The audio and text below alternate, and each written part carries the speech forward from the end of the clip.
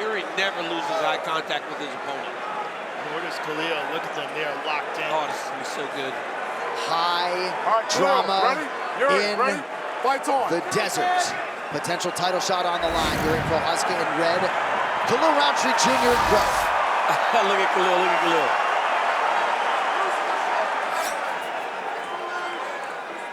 Universal Pictures Black Phone 2, only in theaters October 17th. The leg kicks of Khalil are some of his best weapons and one of the best weapons in the sport. Can he still use them as effectively, Joe, if Yuri's conventional, he's fighting southpaw like this? Yeah, he can throw it off the front leg, switch, and he can go to the inside with the back leg. And he does that very well. He's done that against Orthodox. I mean, he can throw them against anybody. Rountree Jr. with that patented tie bounce in his step.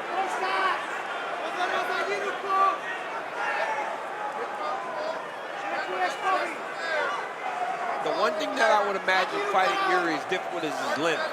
He's very tall for the weight class, and he fights tall because he stands so straight up. Well, Khalil is not big for the weight class. Whoa. Watch the cup.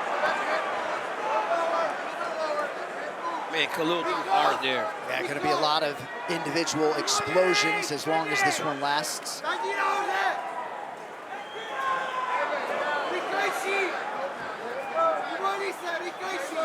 Khalil looks so dialed in. My gosh, I don't know that I've ever seen him look so intense. Seems ready to spring, man, if Yuri gives him a chance. And he's so fast. One of the things about being smaller for this weight class is he has a speed advantage over almost everyone. Oh boy, look at that. It looks like he's throwing everything to put Yuri down. It's because Yuri keeps his hands down, so he gives you this idea that you can hit him, but the problem is he's so good at controlling the range. Oh, he stung him. He stung him with that left hand. You hear John Wood tell him, throw it to the chest. Because with a guy like Yuri that moves in such odd ways, it's hard to chase the chin. Yeah, Yuri pulls straight back sometimes, but he counters very well when he does that. Good shot to the body by Rountree Jr. Quick turn for his head coach, John Wood, who will race back to the locker room to corner Merab Dvalishvili next. Oh, nice body kick there.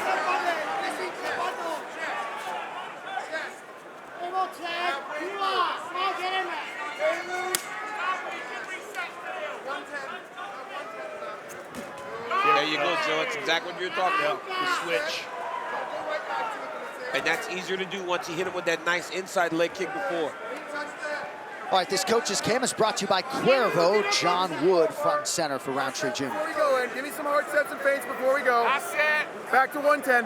Right footwork. Back to 110. Now you got to set it up, buddy. Yep. You got to set it up. Yes, look. That's the movement. Move the head first, please. Good. Over the top. Khalil's got Yuri very jumpy. Look at how red his body is from there. Oh! Flying knee. Jump knee for Prochazka, and a beautiful left counter from Rountree. Yuri said, oh! Oh! Yuri's like, okay, let's fight. He got hit with some big shots there. Prochazka goes high, able to partially avoid that return right from Rountree. Yuri's having a hard time with his footing. He keeps falling. Yeah, it looks like his feet are slippery. Maybe he needs to step on some water. Yuri showed visible frustration when he got hit with that left hand. Oh, head kick partially gets through for the American.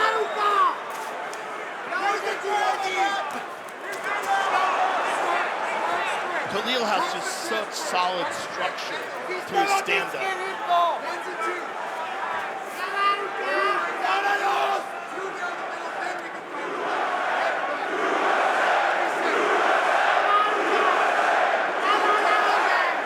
Rantree's fan base swelled considerably after that valiant effort in defeat against Poatan last year. Power kick to the body, partially blocked, but take that on the forearm. That's going to take a lot out of your punching power. Yeah, Yuri did a good job of keeping his elbow tucked that time because that first one landed clean.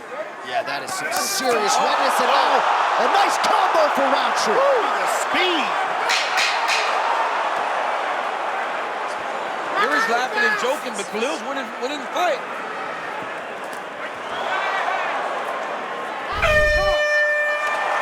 Wow. Some pointed advice from John Wood in the corner of Rountree Jr. when it comes to his hands.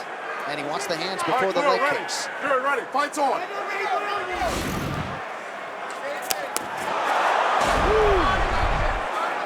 Khalil is so fast. And it's that stance, right? He's like almost coiled, ready to explode into Yuri. Oh, spinning elbow by Yuri. UFC 320 is brought to you by Oakley Meta. Welcome to the era of athletic intelligence. Nice Great body, to the yeah, body. great body.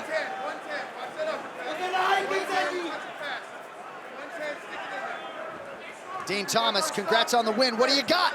I tell you what, man, I don't know if something is wrong with Yuri's legs, because normally he's a little bit more, he's got better movement, he's a little bit more unpredictable, but something just looks wrong with his legs tonight. Not only is he not unpredictable and moving well, but he's falling all over the place. His balance is off. I don't expect this to go too much longer if he can't get it together. Oh, wow. Well, we know how durable he is, but yes, some awkward footwork to be sure out of Prochazka early in this one. Prochazka should throw some kicks of his own. Kicks to the body, kicks up top. A couple times he kicked and missed Khalil because he kicked over his head.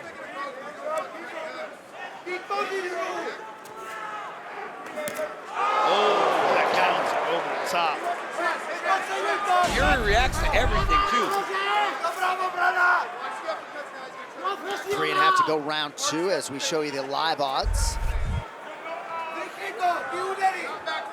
Khalil might try that standing hammer fist again. When he did it against Jamal, that was nuts. Yeah, he just tried to kind of knock his hands away. Well, he slaps the hands away to look for a counter. Whoa. He just seems to be countering everything Yuri throws. It's Stepping off the angle.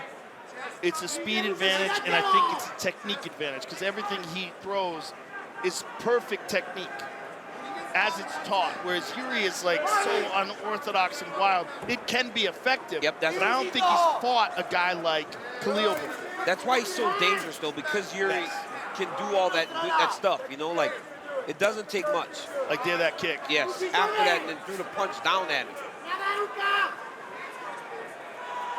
Rountree Jr. has fought a combined 44 minutes and 32 seconds spanning his last 2 fights, so 3 rounds tonight.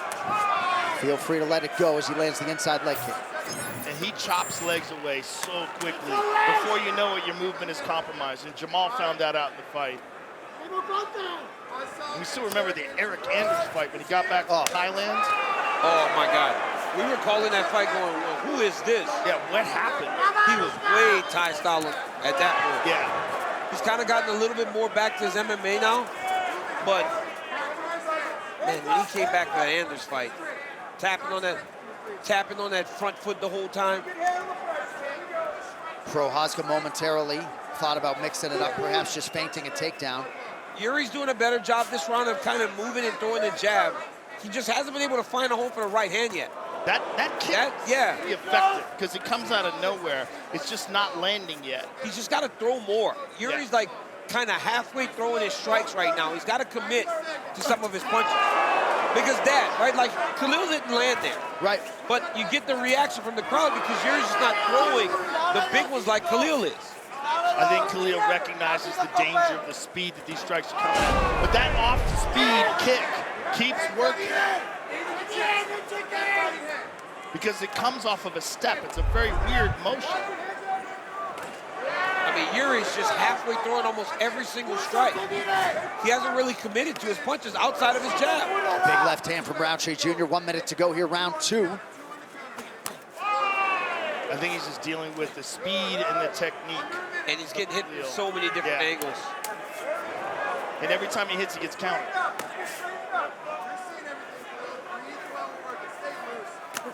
There it is again. I mean, it's such an awkward kick. It comes out of nowhere. Should actually throw more off of that, though. Yes.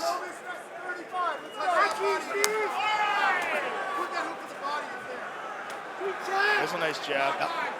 Yeah, Yuri is touching him with the jab. It's just he needs to land the right hand. But it's the counters are so extreme. When Khalil loads up and fires, it comes so fast. Right now he's measured. It's like he's looking for his chance to load. Oh, Yuri's hurt. Yuri's hurt a little bit. That drew a grimace out of Prochazka.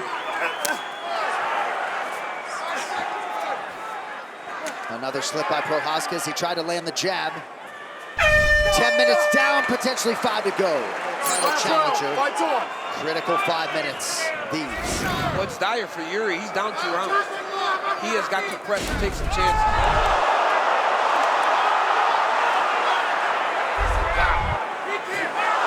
Oh my goodness.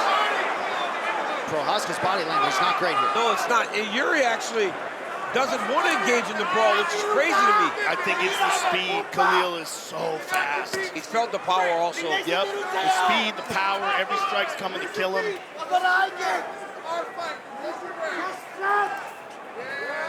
I think just when it comes to straight up stand-up technique, Khalil just has an advantage. And it's pretty clear. And Yuri just doesn't pick his hands up. There it is. Yuri's got to stay on this though, Joe. Yes. He's got to create chaos. Yeah, just there's a nice outside low kick. But if he can create chaos, he's got that power. All that he heard him. Good counter by Rountree. Oh, good left now from Khalil. All this weird. This is good for Yuri. Because this is a hard 5 minutes. Nice kick to the body. That was a nice front kick to the body. Oh! We heard it now. Prochazka trying to create that optimal strike and angle. Oh, Yuri's landed now. And Khalil's tired. That front kick to the body landed again. Oh! Right hand now, a left and a right. Back and forth we go. Oh my goodness, Yuri's hurt him. Rountree on the retreat, 3.5 to go. Oh my goodness, Khalil's tired too. Oh! Big right hand. Oh! That right eye of Rountree is in terrible shape. Oh, Yuri's got him hurt bad. It's going to be a long 3 minutes for Khalil. Oh! Shot to the body and now an uppercut. Prochazka applying all sorts of pressure. Yuri's ripping shots to the body. Khalil has got to grab him. Clinch. Khalil needs to clinch. He's got to try to stay close and hold this man.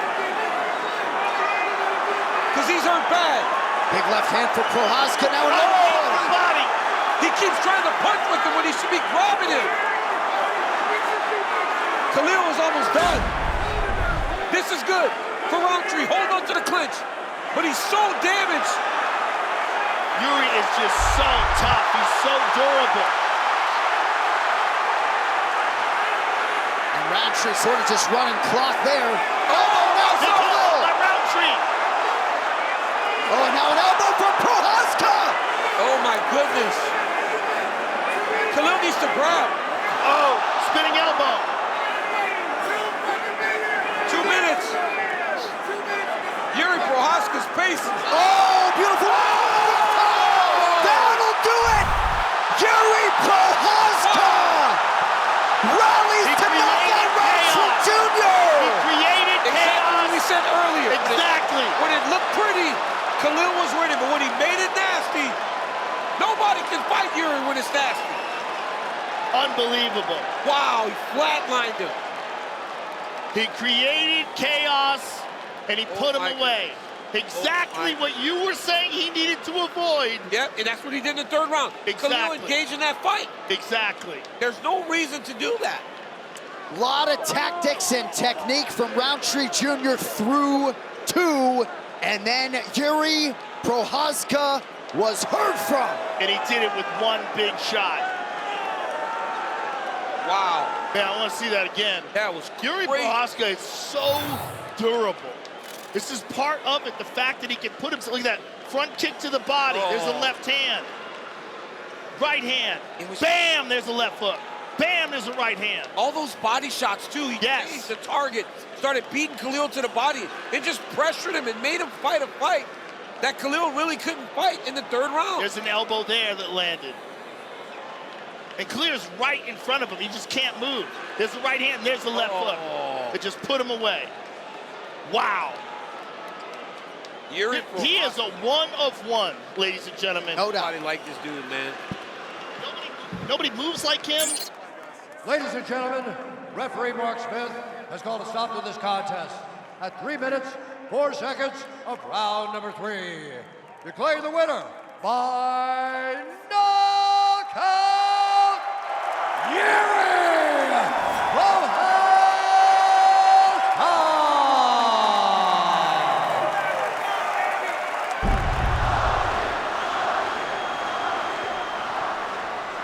And he told us the other day when he fought at Madison Square Garden, the game plan kind of went out the window because of the crowd support and energy that he felt. We'll see what he does here in Baku. Sadykhov is in black, Motta's in whites. By the way, the Black Wolf, that might be the coolest nickname. Opposite stances here as Sadykhov works from the southpaw stance. Very light on the feet is Sadykhov. You see how technical he is, defensively and offensively sound. Great submission game, excellent wrestling as well. Motta's got power though. In the form of 10 wins by knockout for Motta. 7 knockouts in the career of Sadykhov, couple of submissions to go with it. Beautiful body kick for Sadykhov. Answered by Motta.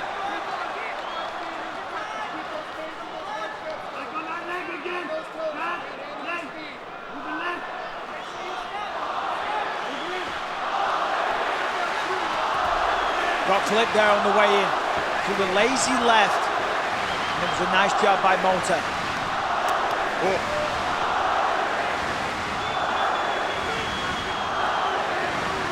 This crowd is going insane. And that is a gift and a curse. It brings a lot of pressure. Double jabs and then split the guard with the left hand for Sadykhov on his last combination. Looks to be seeing things well as he works the body. He's got a nice mark on his neck. I think that's where a kick caught him. Nazim Sadykhov I'm talking about.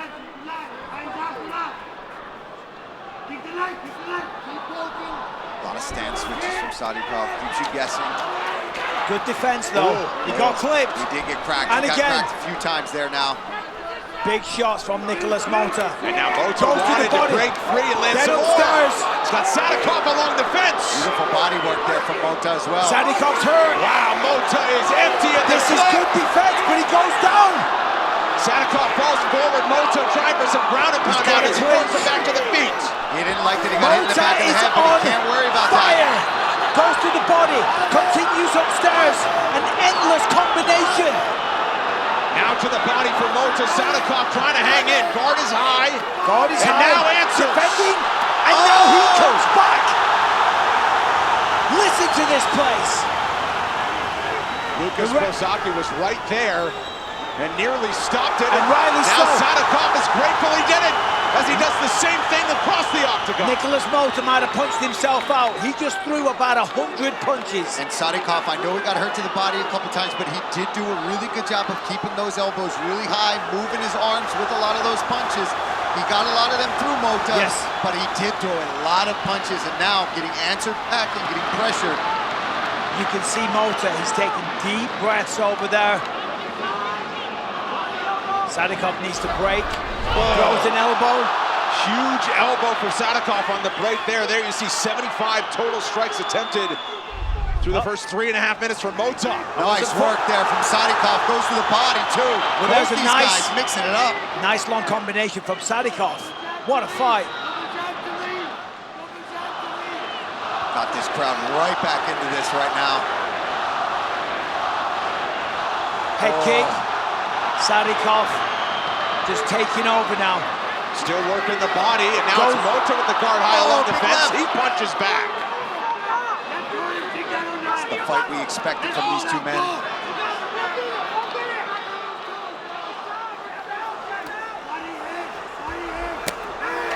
Hard head kick from Motta. Sadykhov takes it well. Not phased. Shoots in. Good attempt, but stuffed from Motta. Beautiful takedown defense.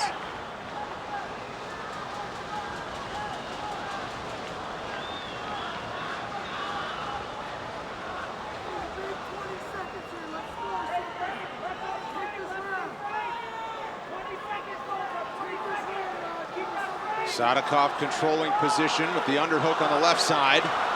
Motta doesn't appear too urgent to try to get himself off defense. Perhaps he's playing for round 2 in the minute-long recovery between rounds.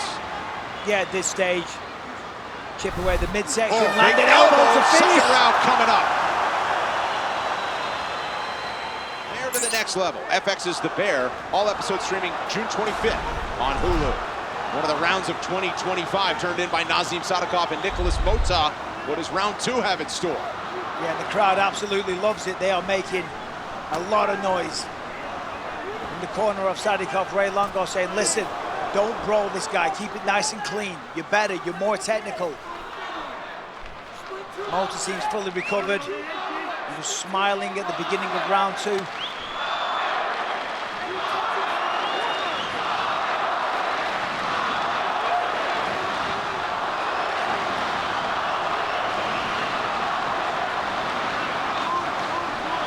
Oh, beautiful.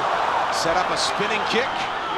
Landed, but Motta had the guard high. Nice. Now a straight That left. was a perfect little left. Oh, beautiful elbow. Motta smiles, sticks his tongue out. He's opened him up, though. Oh, he split bad. Split him wide open. And spitting blood. Hard kick. Counters. Now Sadykhov, a quick three-piece Combination of his own. Looks for another powerful left elbow.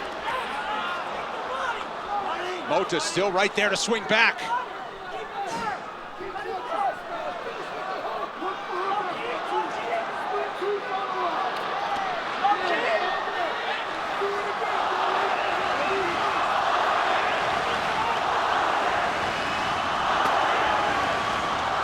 What a fight.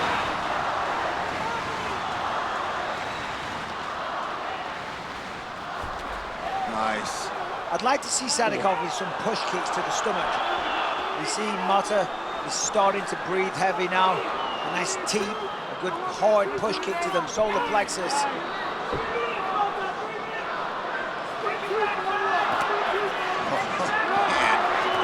Oh, my goodness. Finishes that with the right hand. Oh, and big Motta right. throws an elbow of his own. Wobbled Sadykhov there. Sadykhov starting to open the toolbox. Here in round 2, a diverse array of strikes.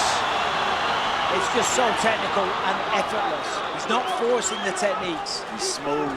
Smooth, technical, fast, but also very powerful without loading up. And that smart whip into the body.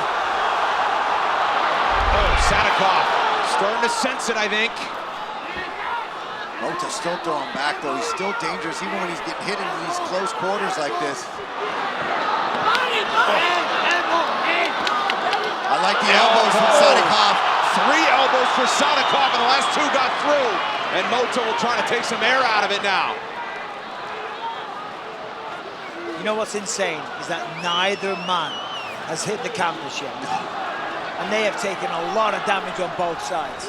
Was the big step-in elbow met with the wagging tongue of Motta. And again. And another exchange. Sadykhov's Oh landing my more. goodness. But he's taking chances. He's staying in the pocket, throwing elbows.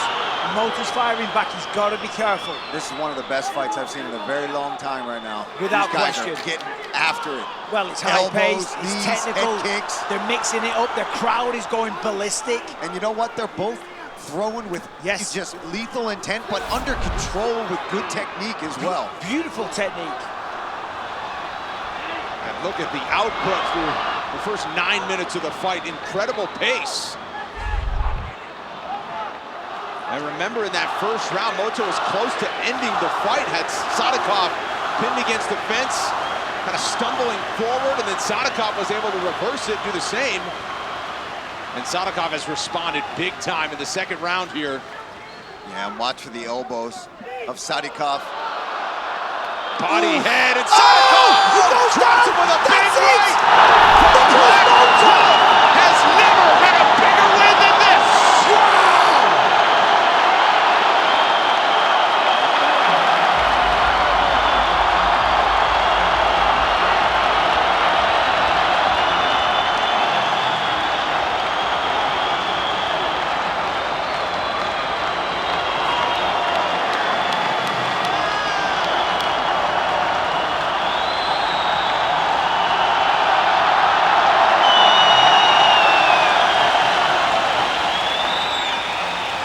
First of 3 fighters from Azerbaijan tonight. And now we look at tonight's blaze and knockout moment brought to you by Buffalo Wild Wings.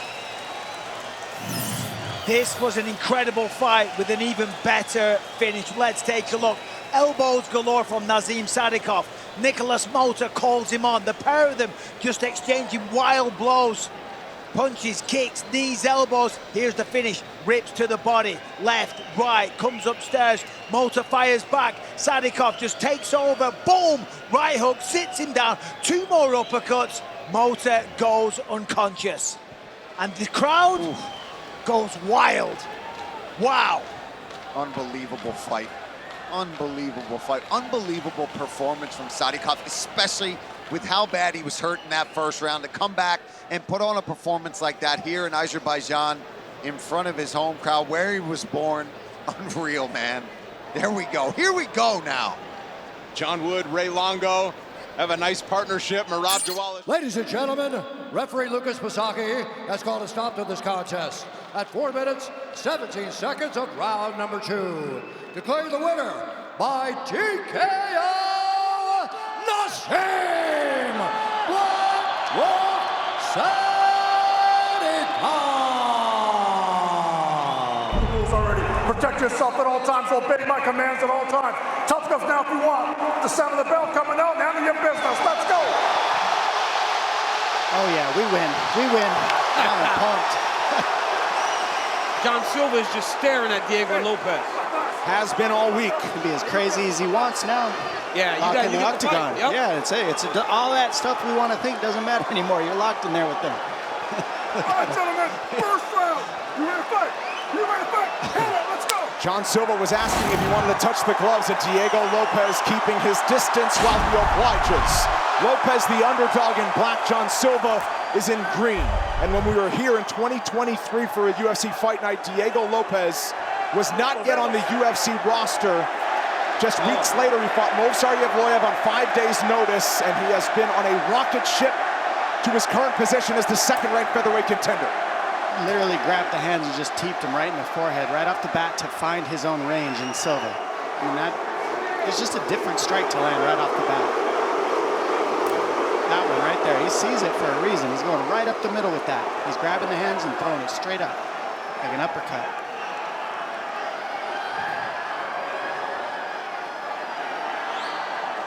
A few months after the debut of Lopes, John Silva fought on Dana White's Contender Series.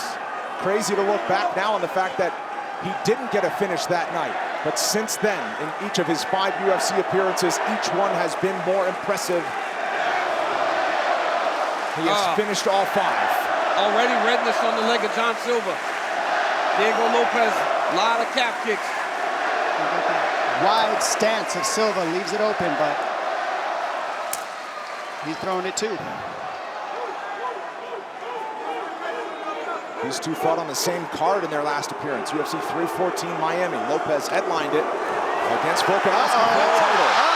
That's not what you want. For Lopes after the attack from Silva. That is not Silva's game plan. One hook in. Not this early. Nope. Dry, completely dry. He's got the hand control well. Let's see if he can get out of this because Diego is nasty in the top position. Oh my goodness. He's got him mounted. Full mount, tried for an arm triangle choke. Instead, he'll settle back chest to chest, 2 minutes in. There's levels to the grappling game, and Diego is at the top of it in this division. Silva just tried to bump. Diego's high up on the chest here. That eliminates him bumping with his hips when you sit that high. Ooh, already cut him. Already cut him.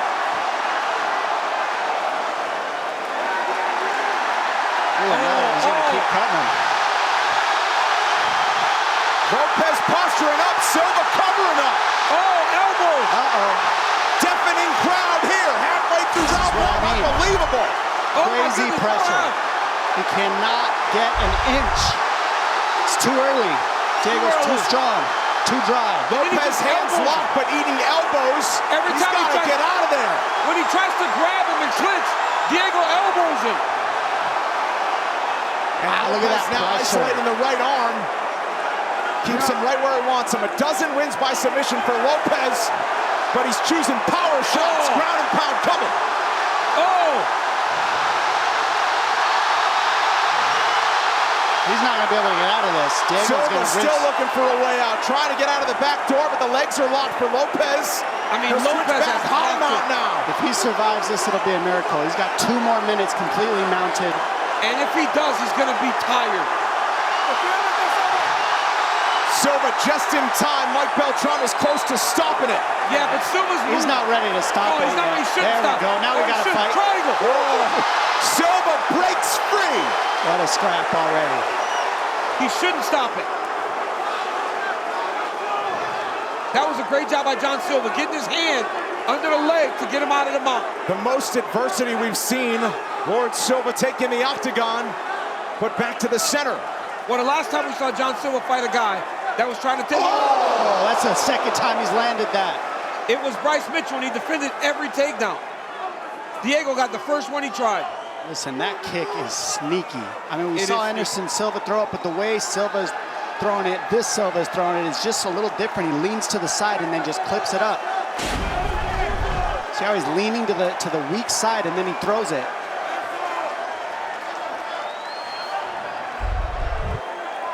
Dom, how quickly are you trying to take him back down if you're Diego Lopes? Immediately. See that kick he's setting up though? He leans to the weak side to throw it. So when Diego throws the jab, he goes behind the jab and throws the teep. It's very sneaky.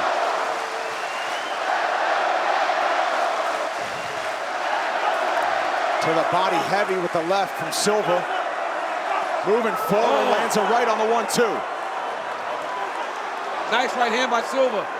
Diego better not take too many of those. I know he's shaking his head, no way. The thing about that takedown too, DC, is he got it because of a weird decision by Silva. Yep. It wasn't an actual shot. So he doesn't use too much energy either. Quick 30-second break back in round 2. A storm from John Silva leads us to the start of round 2.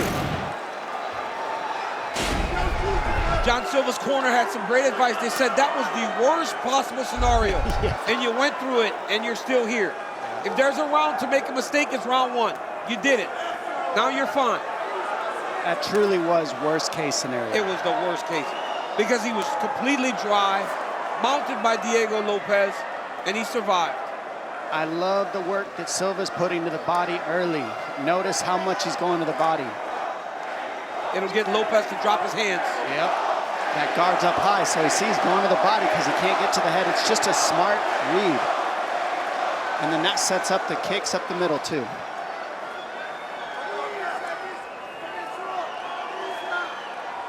We'll see when Lopez shoots again for another takedown attempt. 1 for 1, and all that damage on top. It's the feints. Look at the feints and the fluidity of Silva. He's reaching, he's grabbing, he's giving different range looks by grabbing the hands and feinting. In the pocket, Silva offering some, eats return fire from Lopez with the right. Lopez isn't going anywhere though, sorry DC. Yeah, Lopez is taking some big shots from Silva. It's going to be multiple shots that if he's going to put Lopez down, it's going to take a combination. And Lopez is talking to him. Body head from Silva. And then a jab. Oh, another. 1-2. Silva's getting off now. Lopez in the clinch does some damage as well. That is where Diego Lopez is most dangerous. We've seen him knock 2 guys out where he's in the clinch and then punches in the clinch and connects his combinations from that. But at this range, this is a Silva-style fight at this range. It's when he counters. Lopez, nice elbow by Silva. How about Lopez? He's smiling through all of this. Man, Silva's got a lot of stuff, man, a lot of weapons. I mean, he's just fluent and loose. And it's fun to watch, but right now that cap kick is doing some serious damage for Lopez. He's staying fundamentally sharp, and it's working for him. He's got the pressure. And measured He's pressure. in this. Yeah, he's in this. It's. Oh! from Silva. Biggest of the fight so far. He's so confident and just having fun in there, and that's what's dangerous about Silva. Flying knee on the entry. He'll stay right there and throw some more power shots. Silva knows he can feel it. Gets the chin. Silva starting to roll downhill a little bit. Three-piece. He's got the range now. It's a problem for Diego. Diego's got to get to the clinch ASAP. He's got to clinch him up. Lopes still fighting back. Silva getting creative. Halfway through round 2. That spin elbow's getting too nice close. elbow. I don't like that spin elbow. He's setting it up. Nice elbows by John Silva. Watch that back elbow. That's the one that's going to get through off that jab of Lopes if he's not careful. Well, Lopes is throwing, but not with intent when he gets close. Nice. He's got to throw something hard at John Silva. Huge response in round 2 from Silva as we look at significant strikes in this frame. I just love how we're not seeing Diego Lopes take a step back, though. I mean, he's not going anywhere. He's in this.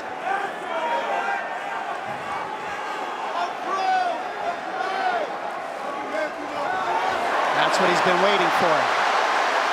Second easy takedown that Silva gave up from the strikes. It's when John Silva overthrows. He gets it. Let's see what he can do with it.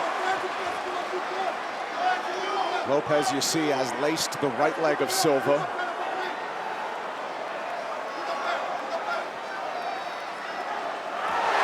And to the ground, Silva rolls. He's going to find his way onto the back, almost. That was a nice choice. 50-50, awkward position here, and now Silva on top. Now he's got hand control, too. He's got to control. Lopes has got to use the left arm to try to just drop some elbows.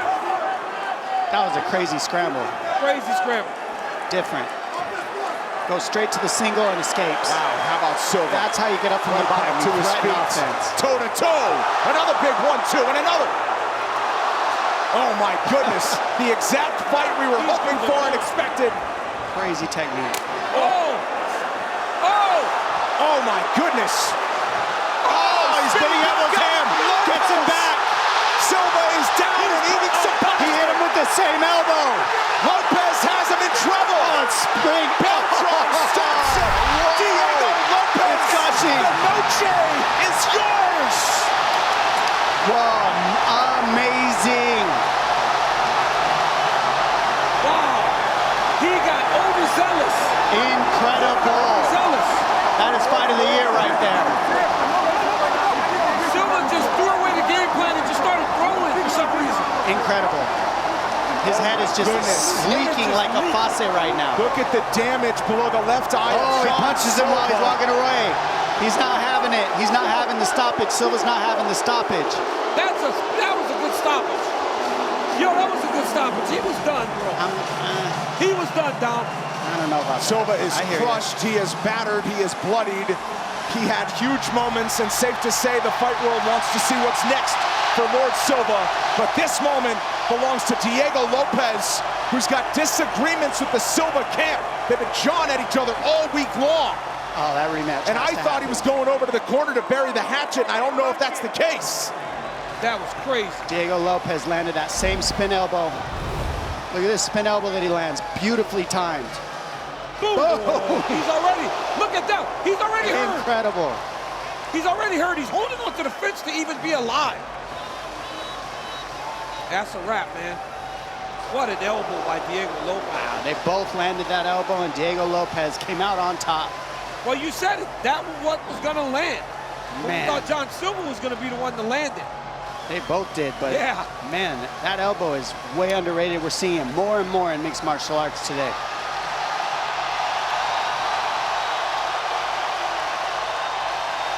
Let's just live in this moment. Francisco Grasso, Alexa Grasso's uncle, with the glasses on as the head coach. Here's what happened. Silva came up, actually gets him in the back of the head. Ladies and gentlemen, referee Mike Beltran has called a stop to this contest at 4 minutes, 48 seconds of round number 2. Declaring the winner by TKO.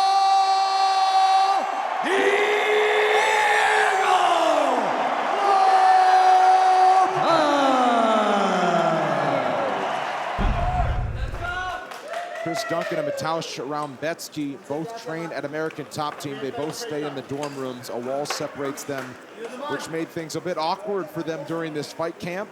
They never were on The Ultimate Fighter, but they got a taste of what that's like to live and train alongside future opponents. Rebecki's in the whites.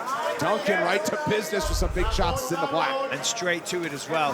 Now, speaking of the training situation, Chris Duncan did say that he knows who he trains with at American Top Team. And he feels that he trains with the more high-level guys. He said Rebecki trains with the easier guys. So talking a little trash there. No love lost between them right now. I'm sure it'll all be buried at the end of this. It's a powerful straight right from Duncan. Throws it again. Yeah, Rebecki talked about the kicks of Duncan and said that he believes his kicks are some of his most powerful weapons. Rebecki with a short right hook. Sat him down briefly. Counter combination getting Duncan. Shots though. Hot and heavy early here. Duncan's going to raise the guard a little bit. Use the forearms to protect the face. Oh! What a fight already. Oh, insane. And now this is good for Rebecki, who's known for some suffocating pressure on the ground. This is where he believes he has the edge, and he hasn't really gotten to show it. But right off the bat, you can see Duncan's not having it. Yeah, I mean, that was an excellent use of butterfly guard to elevate him to get back to his feet. And we just saw there in the monitor when Duncan hit the ground, he actually landed an elbow, but then it looked like they both kind of clashed heads. Yeah, it was a headbutt. Yeah, that's why Duncan went down. He's got that big knot on his head from the headbutt, and Rebecki, you could see it on the right side of his head. It's crazy to think that these are the same weight class. Rebecki looks gigantic. Short, but compact. And it's crazy to say that his name is pronounced Rebecki. Where's the S? But it clearly says Rebecca, but it's soft C. Rebecki, you know? Soft C, that's Europe. Well, where's the Rebecki? Where's that come from? Soft C? The soft C. C can make an S sound, Michael. Do we have to go over that? No, it's okay. We've got a sick fight going on. We've got another contender for fight of the night. Yeah, big elbow there from Duncan. And that's what we've had all night. You could see the respect from Rebecki on that back kick of Duncan. That's why he's circling so heavy to the lead leg of Duncan. That's the weak side that you're seeing Rebecki circle to. That's to stay away from that kick that you just saw. And it's very good game planning and smart intelligence and discipline.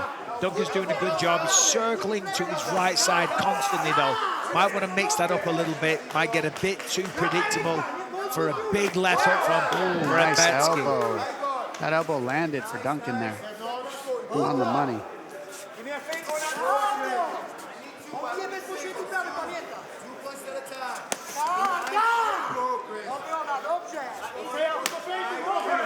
Rebecki's dealing with some damage. Oh, yeah. Don't know exactly where that cut is, but could leak into the eye a little bit. Nice body kick from Duncan as well.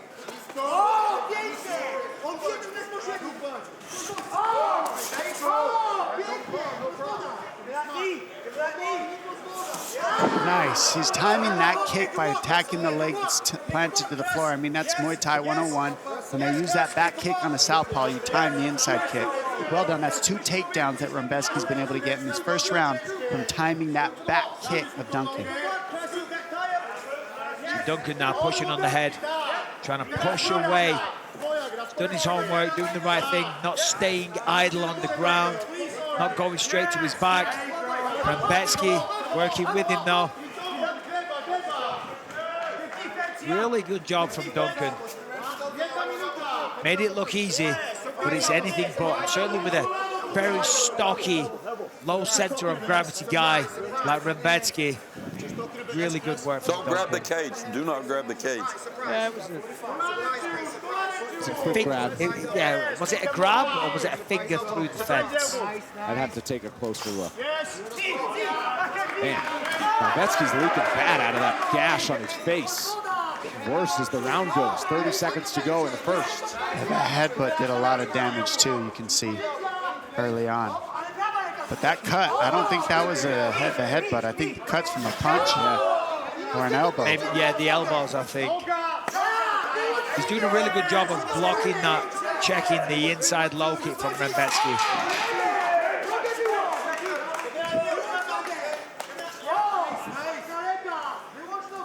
Crazy first rounds between these two lightweights, Chris Duncan and Mateusz Rebecki. Before we take a quick break, swelling right above it on the forehead to go along with it.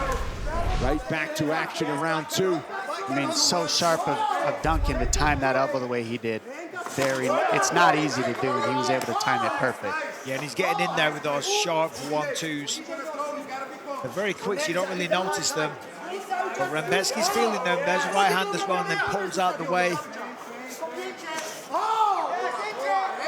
Duncan doing a really good job of fighting on his back foot. Yeah, I agree. He's doing Backing great. up and circling, allowing Rebecki to come forward, and catching him as he's coming in, and then moving away and circling. Yeah, Duncan's pulling him almost into the shots that he wants to, being that elbow, the kick, and the right hand. Over and over. He's just pulling him towards it. Really nice uppercut. Yeah, he clipped him hard there. What Rebecki's missing is he's not feinting and faking in between, so it's easy for Duncan to counter him. I will be teaching a seminar at Bangtan Muay Thai next weekend, and I will be discussing feinting. Good luck teaching that to people who in do great Muay Thai. detail. Oh yeah, Muay Thai guys, they don't like to faint. They think we're idiots for fainting.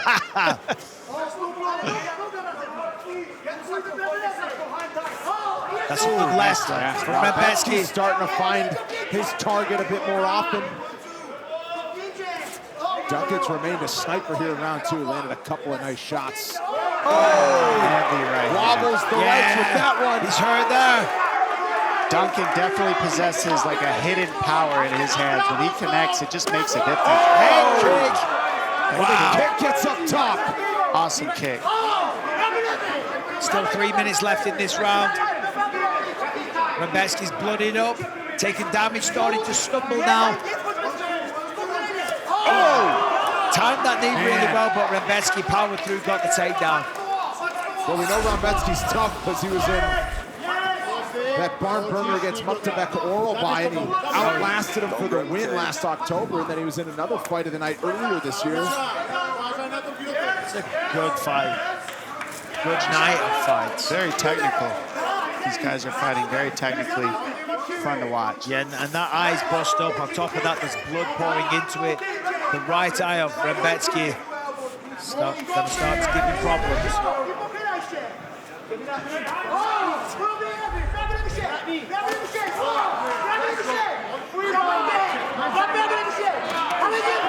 Rebecki's still just marching forward, though. He's doing the right thing. Being the shorter fighter, you got to keep a guy like Duncan on his heels. I mean, Duncan's doing a great job adjusting to that style fight. He's usually a forward fighter, but as the shorter fighter, Rebecki's doing the right thing moving forward. Just needs to fake and feint a little in between, so it's not so easy to time because Duncan's pulling him the way Bisping was talking about earlier, too. Both guys just going for the kill with every shot. No one's playing it safe. A little strategy in there from the side of Duncan.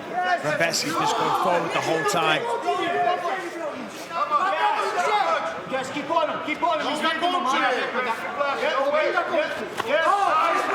Body kick for Duncan, and he pokes it again. I hurt the body of Rebecki. You can see him grabbing at the gut. Yeah, he's been carrying his right arm low for the last minute or so. That teep kick. The teep kick and checking some of those head kicks, blocking the head kicks. That'll hurt the arm. Oh, sneaks the uppercut in, does Duncan.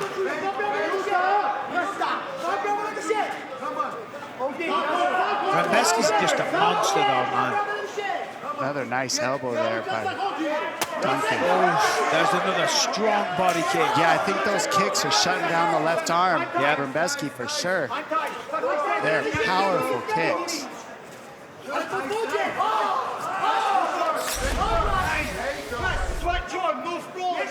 Duncan working the bodies, landed a dozen there. Rebecki has the numbers, but of course the damage, you'd say, that belongs to Duncan.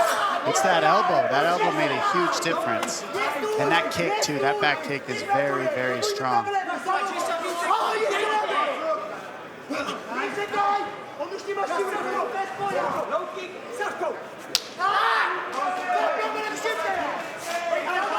Final 15 of round 2. Rebecki's not really firing his left hand at all right now, too much. She really wonder how that arm's doing. Third round coming up. Here we go, round 3, men. Okay, the doctor was in, took a look at the right eye. I misunderstood. I thought she might have said it was time to stop it. She gave it the thumbs up, so on we go in the third round. Rebecki's just a warrior, man. Great call by the doctor. 2 guillotines in a row. Said in honor of Dustin Poirier, he's going to jump the gilly as well.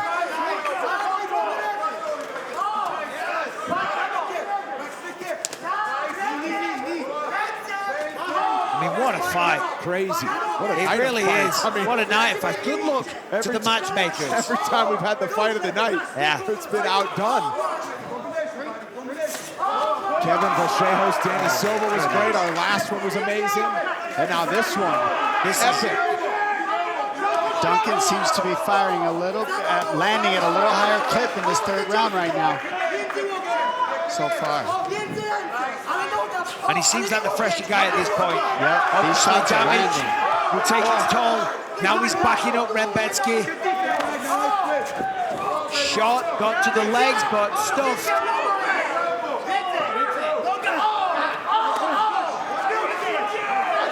Big swings from Rebecki.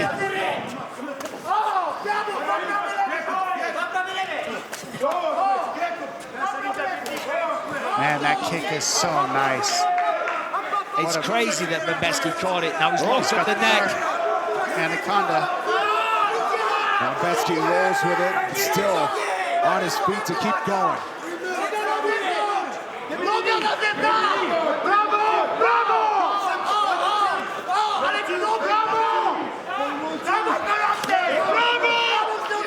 Duncan's looking for that head kick knockout.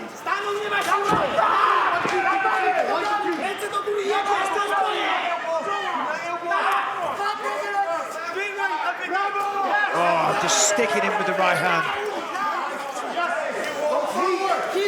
A knee up the middle that time for Duncan. Rebecki eats it, keeps walking forward. And another elbow.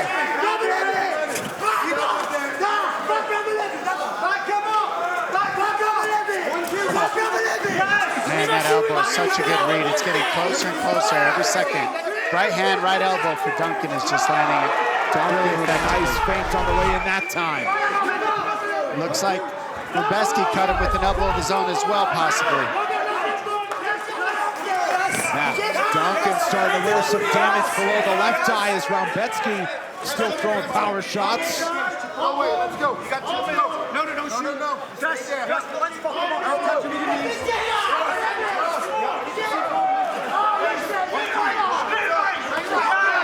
2 minutes to go in another epic lightweight bout.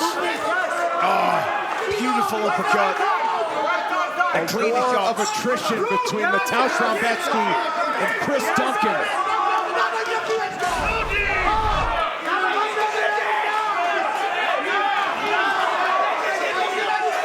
That back kick is set up for Duncan. It's coming soon. I mean, he's setting it up so nice.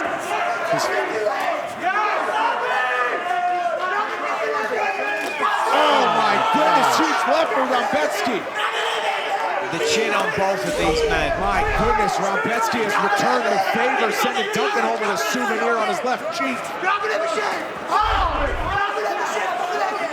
I mean, these are the kind of fights that when you hang up the gloves, you are proud of these performances. When you look back on them, these are the both type men just leaving it all out there. Yeah, they take away one of your 9 lives too. Oh yeah, they definitely do. That's a fact. You act like this doesn't do much, but in the length of your career, this fight will make a difference for both of these gentlemen. It's a war. Duncan turning it up a little bit here. 45 seconds left. Oh my sticks God. in. They both land. The damage is insane for these guys right now. Crazy. A lot of toughness. Oh, that kick.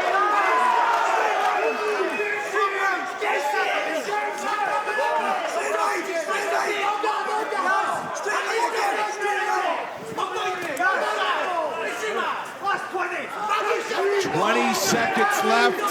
They left absolutely everything that was in their lungs. Clean up. They're not done yet.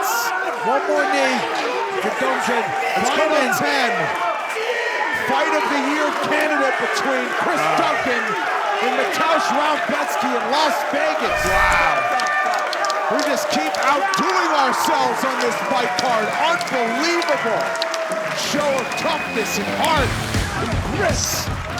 Ladies and gentlemen, after 3 rounds, we go to the judges' scorecards for decision. The judges score the contest 29-28, 29-28, and 30-27. For the winner, by unanimous decision, Chris the Problem Duncan. This 170-pound division is absolutely loaded with top contenders. The Aussie gets his crack tonight. Yeah, some weird behavior. Jack Della was trying to stand at the door entry as Belal was walking.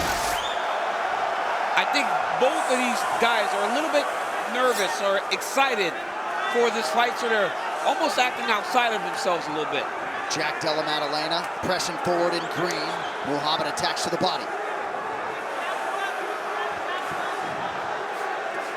Nice jab established by Della early. I like to see Maddalena go to the body early. That will stop Belal from being able to shoot underneath his punches. Well, what he's doing right now will keep Belal from shooting, and that's backing him up. Belal needs to pressure forward if he wants to get those takedowns like he got against Leon Edwards. Jab by Muhammad a moment ago, but Della has found the range early. Inside leg kick is good.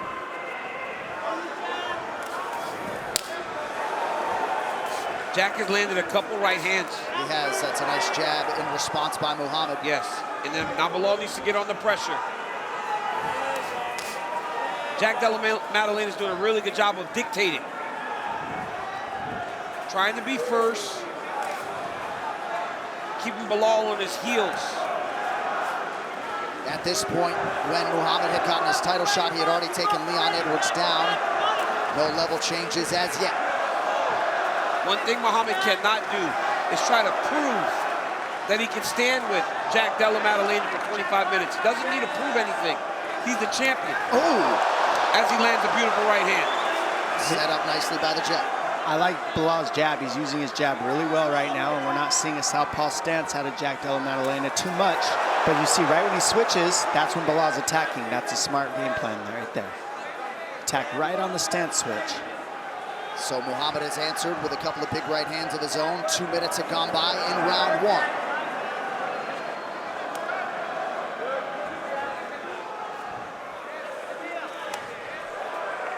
Muhammad switching up the footwork. Head kick through for Della Nice kick.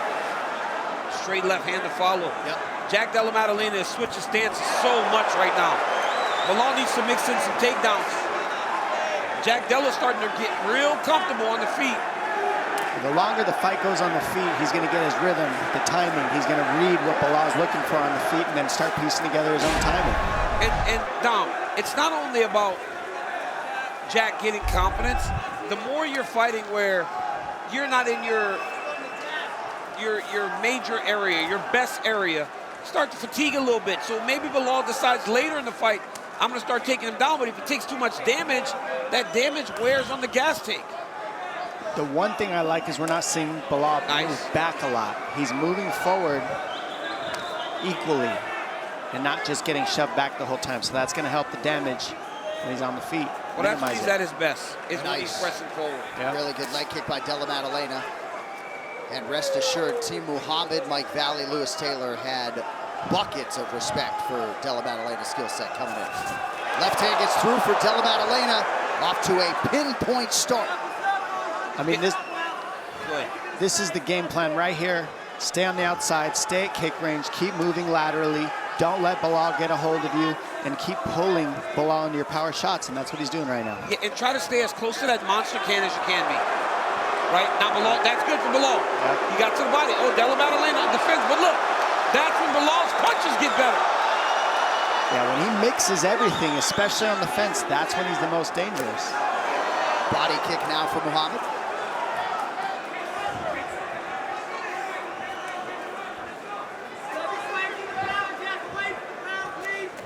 saw Muhammad sort of take an angle on that takedown, given all those straight weapons from Della Maddalena.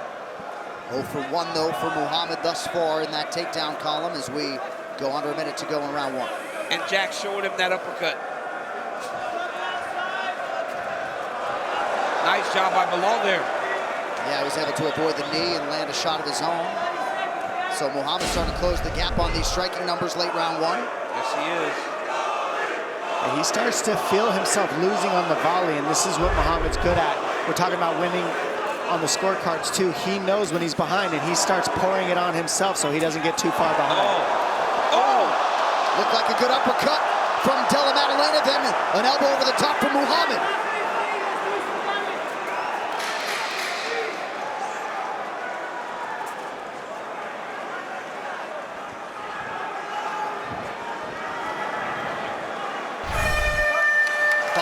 In the can.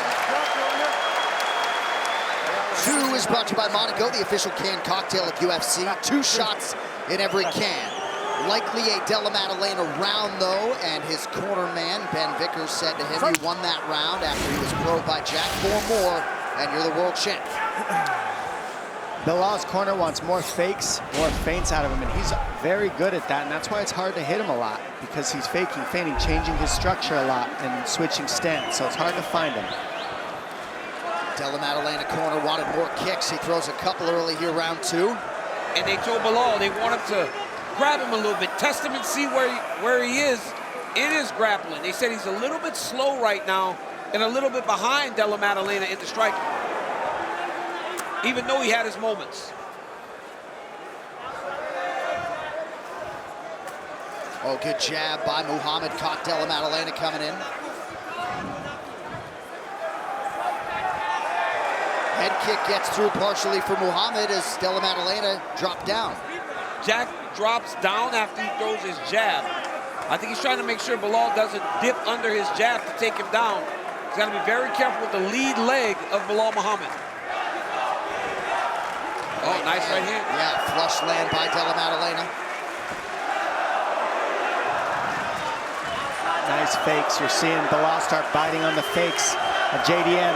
And that's the key. Who's leading the dance in the striking is the one who can get the other guy to flinch and bite. And then you can start putting your combinations together.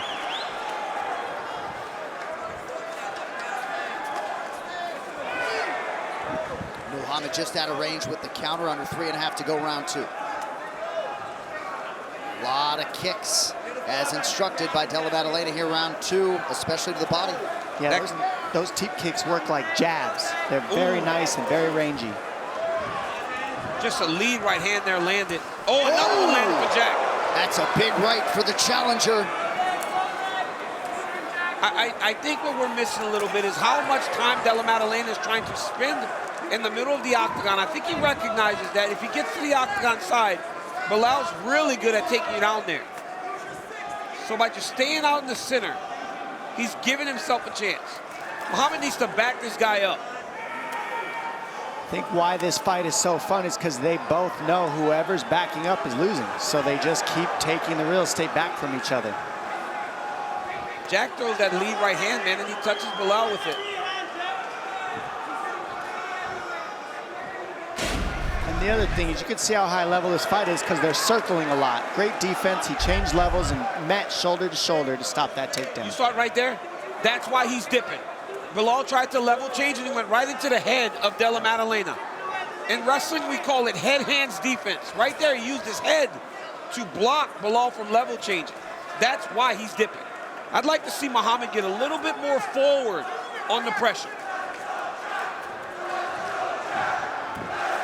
Under 2 minutes here in round 2 of a possible 5. Muhammad continuing to attack that right side of the body of Della Maddalena.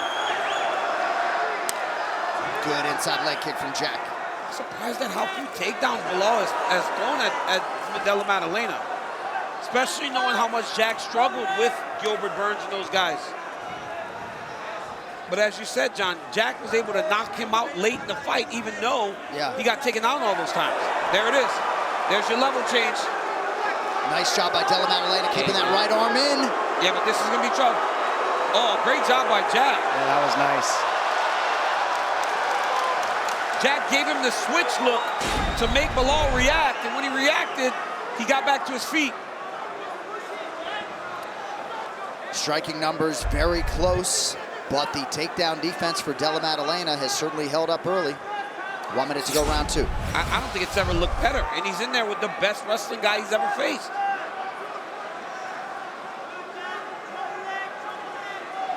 You see the nice versatile array of Della Maddalena strikes attacking all parts of the champ.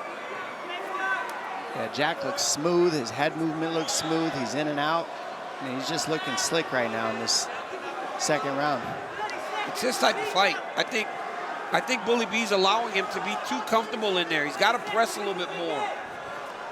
There it is, more reckless. He's got to be a little bit more reckless like he was with Leon. That right hand Jack is just key. countered. And looked like he maybe cut Muhammad open. I think it's his nose. Good jab by Muhammad. Muhammad attempts a spinning back fist late. A little showmanship from Della Maddalena. 2 rounds down. DC a little bit surprised strategically with Muhammad tonight. Yeah, I don't think he's fighting the right fight. I think Muhammad's got to fight that fight he fought in Manchester. This guy is a really talented striker, and he's so well prepared. Maddalena's fighting with a confidence that's like super present, and it's obvious he feels good in there right now. Well, he's getting better and better with his timing. You can see it when he makes Muhammad miss. When Muhammad starts missing, and then you see moves like that, you know he's got his timing and his rhythm. His coaches said your third and fourth punch will hit him, and we think we can hurt him. Dean Thomas, what do you have, Coach? Jack Della Maddalena looks fantastic, especially with the head movement. So if I'm Belal Muhammad, I'm trying to use that against him. I'm going to start throwing punches, get him to move that head, then shoot a knee right up the middle. Or that kick from round 1, right, Dean? That kick that he landed early in the fight. He's got to use it against him. He's letting Jack do too much. Look at that head movement. Yeah, you got to catch him with beautiful. something off of that. And Jack's head movement looks beautiful. And he's gaining confidence. Jab by Della Maddalena a moment ago. We need to see more of the right hand double leg threats from Belal. He needs to mix in the looks of the takedowns to hide his strikes. And that's what, look at that. Jack Della is now feinting takedowns. Yeah. Flow state. That's how good he's feeling. Well, he's copying Belal. Anything Belal does, he takes it away and just copies it. No, right here. See how Belal starts to get him in behind that black line. Belal needs to start pressing forward and trying to attack takedowns. Right here, he should be level changing already. And generally, he would be. Good jab by Muhammad, who secured 9 of 13 takedown against Leon Edwards, 0 for 4 there it is. tonight. Now Belal's landing.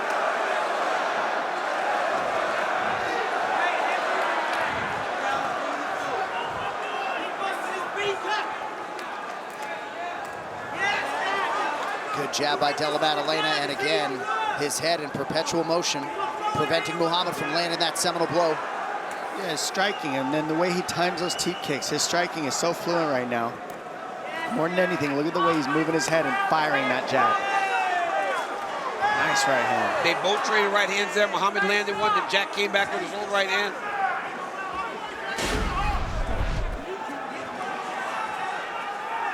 Muhammad has been the slightly busier striker. Della Maddalena landing at the better percentage. Oh, it's a big right. Nice right hand, yep. Oh, 2 jabs.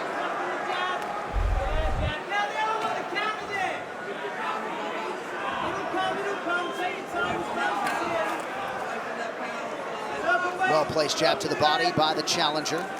Oh, another right hand by Jack Della. Belal's got to let a few of those right hands go. Right now, he's throwing a lot of... Oh, nice left hook there. Right on the neck, or so it appeared. There's the knee for Muhammad. Nicely covered up, though, by Jack. Yeah, I mean, it's kind of like if it ain't broke, don't fix it. I'd love to see Belal mix in the grappling. He's just got to use it.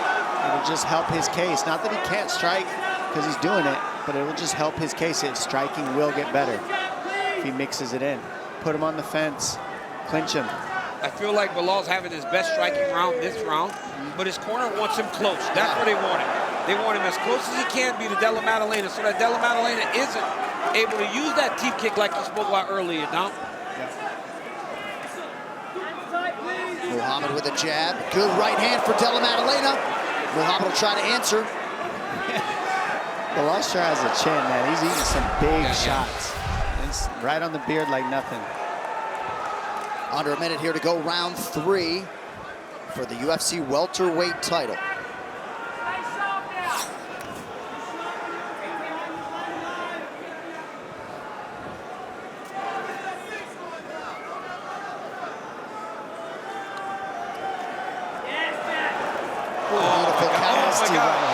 And his head is just moving so well. He's landing those shots in the middle of that sequence the whole time while moving his head. There it is. Now Bilal goes to the shot. Shocking we haven't seen more of this.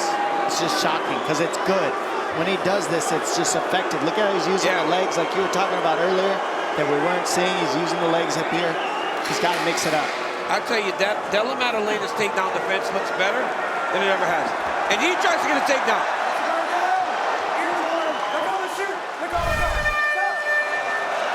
Horacio Gutierrez, Mike Cannon, everybody with the Bilal Muhammad camp. Seems like Muhammad said to his coaches that Della Maddalena is just too slippery. He's having a hard time getting hold of him. His coaches said, we don't give a rip. Go get him. Go get a takedown. They told him he got 10 minutes to try to finish this guy. Everybody in there feels like a wet fish when you try to get hold of him. Especially at this point. You can't hold on to him. At this point, 15 minutes in, every takedown needs to be around the shorts. Uppercut, slip is clean. Good body. This type of pressure is key for Bilal. Very important for Bilal.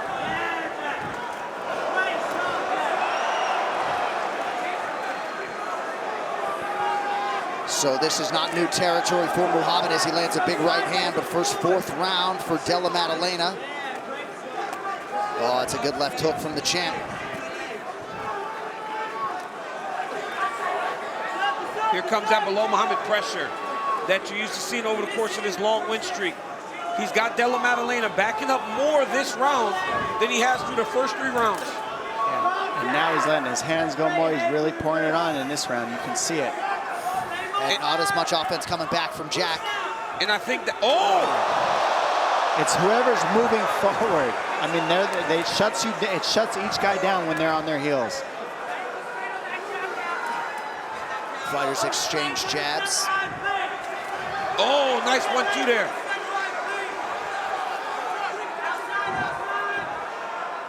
I think that ability to press now, because the coach really lit a fire in this butt, just speaks to the relationship of him in his corner, right? As Jack lands a beautiful counter right hand. How good is that? Nice jab. Bilal's landing a lot more strikes this round. Yeah, he's closed the gap 88-85 unofficially. It's a big uppercut. Oh! Yeah, he's turning it up big time. He's taking some shots, though. Oh, my God. He's taking some shots. Yeah, he is. As he's trying to turn it up, he's taking some big shots. Jack's not going to make it easy, that's for sure. Della Maddalena is so accurate with his punches. Look at his defense. He's holding the lead arm of Bilal, and then when Bilal tries to take his back, he'll dig his left arm underneath the underhook. It's just, he keeps the head up, and then he'll dig that left arm underneath the underhook once he gets out. Nope, Bilal slid right by and took his back clean. 2.5 minutes to go, round 4. Della Maddalena operating off of a knee. And this will make Della Maddalena more fatigued. And you can knee there. If Jack can get away here, it'll be very discouraging for Bilal to be able to finally get a takedown. And then he just defend. There it is. Wow. Beautiful fight for the underhook by the Aussie. And it looks like Muhammad taking a little bit of a reset here.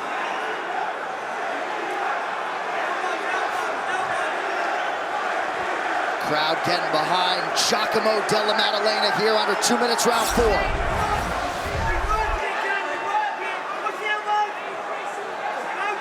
Oh, nice dirty boxing for the champ. Hey, Dom, look at Della Maddalena's right foot, though. Always winning the battle. That's why his offense has been so present. Nice kick. Oh, nice jab by the champion. Been a good striking round for Muhammad. Della Maddalena certainly has had his moments as well. Well, Bilal's landed clean this round and landed with a lot of force and impact. Well, he's definitely closed the gap and picked up the pace in these last 2 rounds. Well, last round, I should say, 4th round. It just feels more like a Bilal round, but when you look at the strikes, it's 24-21. It's crazy. Striking numbers have been close, but when you're the wrestler fighting the striker, right? Yep. But I like seeing the level changes this round.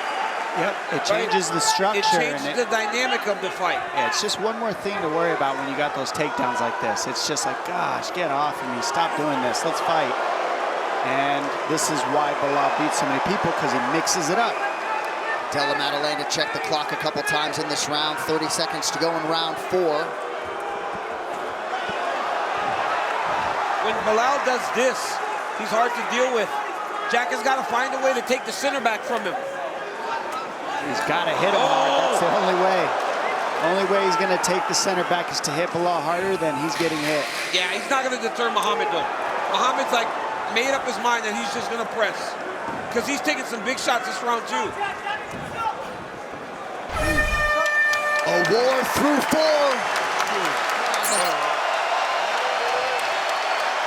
5th and final round to decide the undisputed welterweight title. And Bilal's corner's telling him it's very close. They need this round.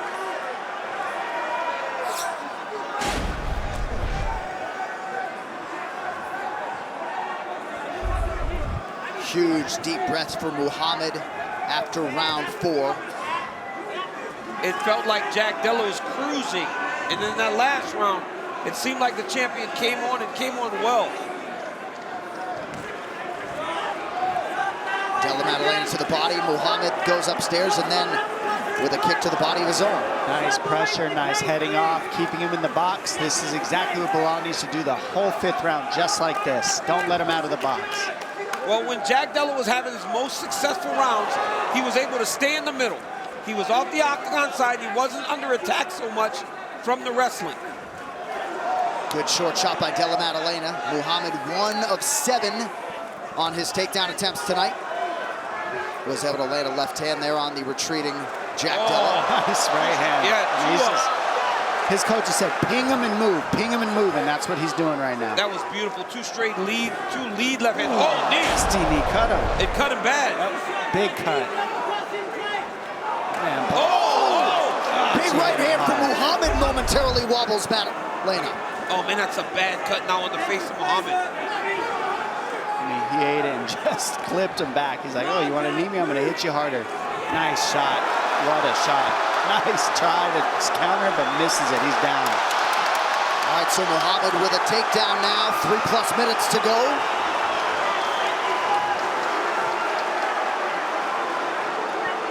Della Maddalena content to control posture here. And that's fight IQ right there. Keep him on his back. Don't let him up. Wear him out.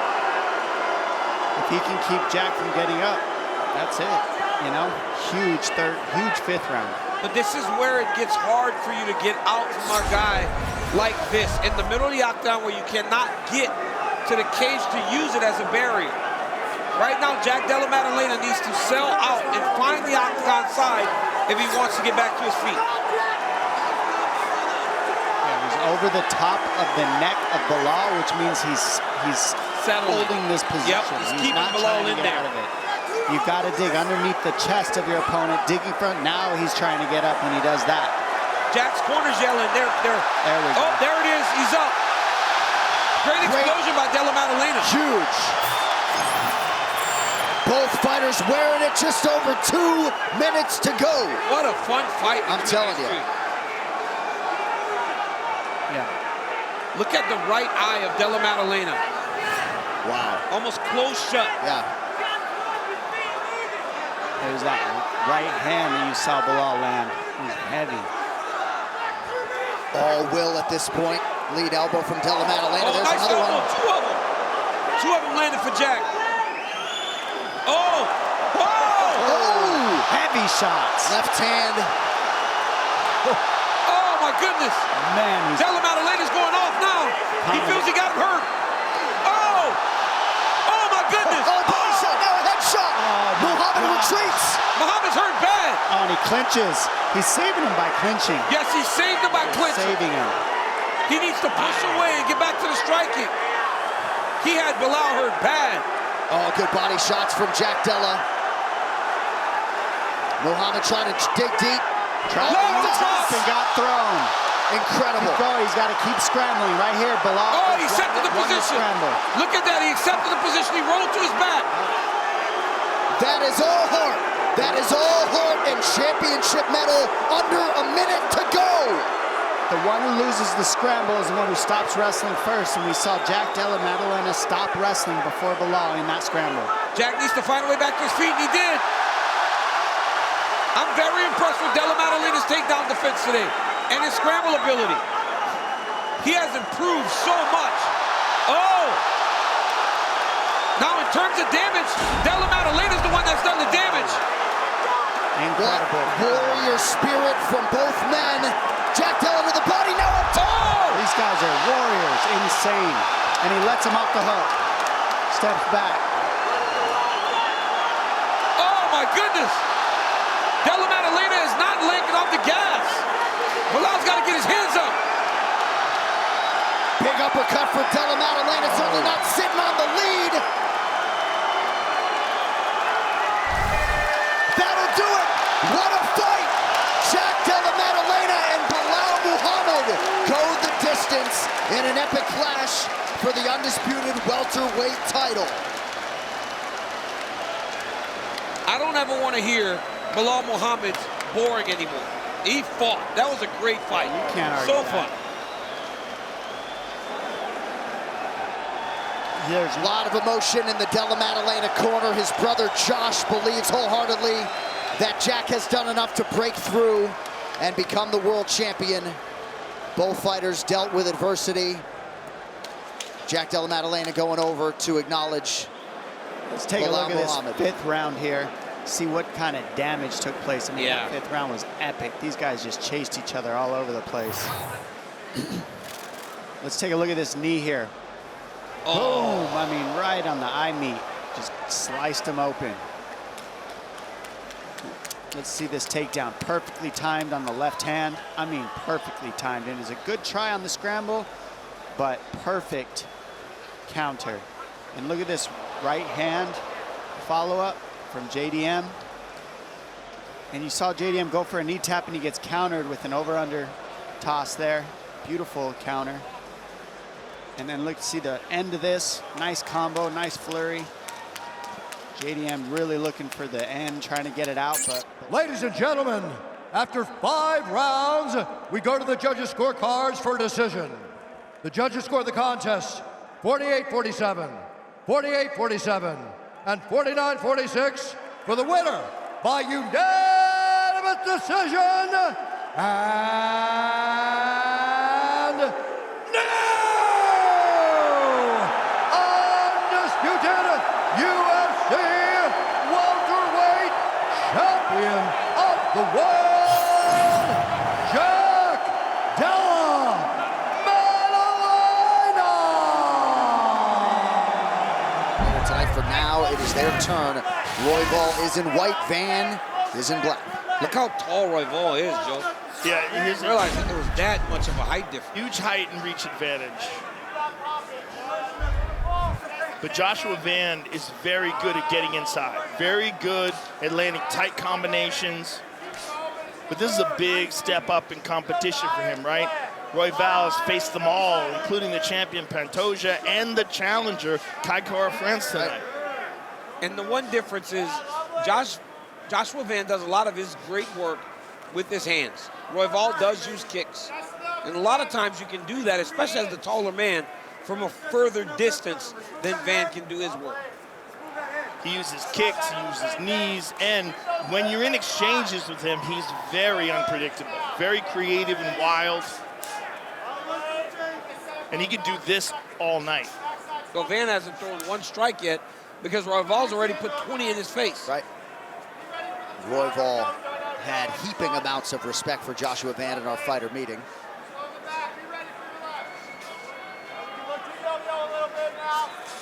Oh, nice left hook by Joshua Van. A lot of power behind that. Right hand. So now Joshua Van being heard from. Oh, another one.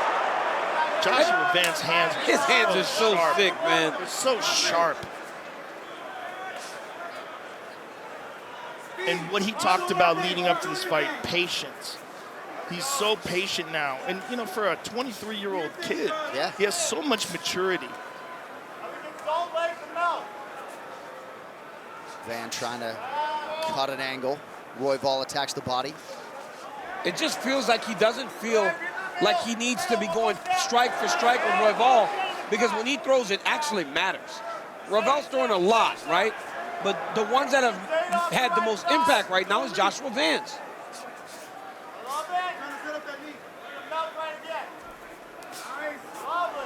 That was a good jab by Royval, yeah. Good jab, good short right hook.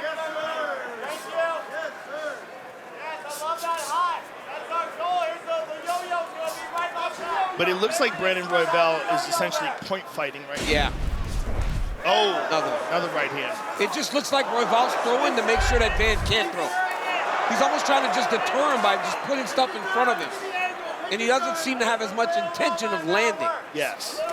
Oh, what a right hand left hook. Oh, another right hand. The sharpness of Joshua Van is on display. Good shot there by Royval. About 2 minutes to go in round one.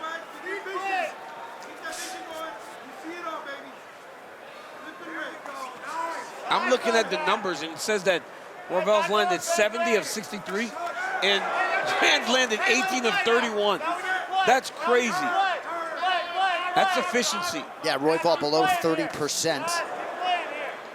And now Royval, every time he goes into exchange, he's thinking about these counters that are coming from Joshua, because there's so much pop on them. And you see a lot of feints from Royval, Van not biting. Oh, stung him. I think that was a little bit of a stun. Yeah, it was. It was. Brandon's got to keep his chin down when he's close to this kid, though, man. He's taking some counters. And Van said that he's not going to get nervous with the pace of Royval. And he feels if he just stays patient, he will not fatigue like most fighters do when they fight him. Good right hand from Joshua Van, now a knee from Royval. Another right hand landed, though. Dean Thomas, go ahead, coach. Van is as impressive as I've seen in a long time. Not only is he super accurate, but he's got great discipline. Look at how he targets that face. And when he doesn't feel like he can hit the face, he's gonna throw that straight right to the body. He is as good as advertised, I believe. Yes, he is, Dean. High praise from the coach. And the discipline Dean speaks about is not only offensively, but even defensively. When Royval throws that body kick, he doesn't even really react, because he just keeps his elbow tucked. Oh, good shots to the body. Nice body kick by Royval. Yeah, he can use more of those. Yes. And that leg reach is significant. Or Joe, honestly, throw him up the middle. Yes. Like, instead of throwing him wrapping around the side, just hit him up the middle with it. Like that little teep kick up the middle. See, 2 shots in every can. Because he's almost having to punch up because Royval is so tall.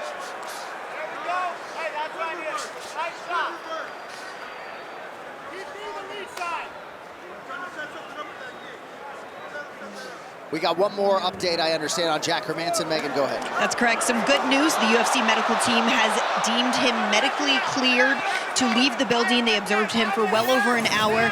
He left under his own accord. He'll head back to the hotel to rest before traveling back home, guys. All right, good to hear on Jack Hermanson.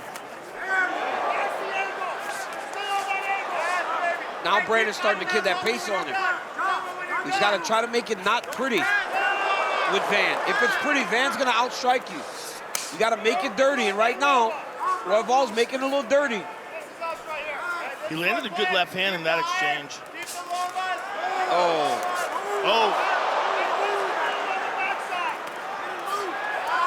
Pretty good knee or so, it appeared, by Royval there.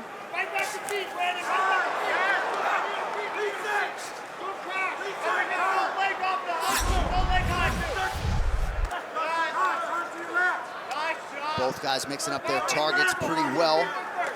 Oh! Good straight left by Royval. That was the biggest shot in the fight from him. Oh! Nice jab by Joshua Van.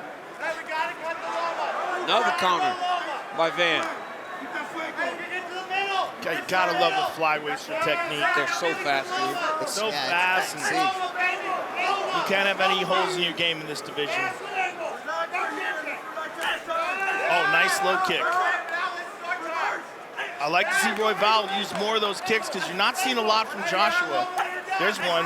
Oh, another one. Oh, good one too by Royval. Oh! Oh! Oh, Brennan's landing now. Oh! Good combination by Van now. It's heating up.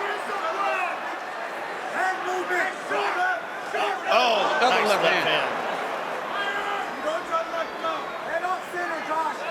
And anytime Royval fakes or feints, Van stays in the pocket, doesn't bite. Well, he wants him to enter. He's not afraid of him to enter. He wants him close. Ooh! Cracking left from Royval. Huge uptick in the land percentage for Royval in round 2, and now Van connects. Right hand over the top by Van was nice. Good level change, Royval to the body.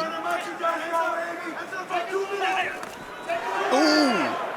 Looked like, another right hand. Good left hand there by Royval.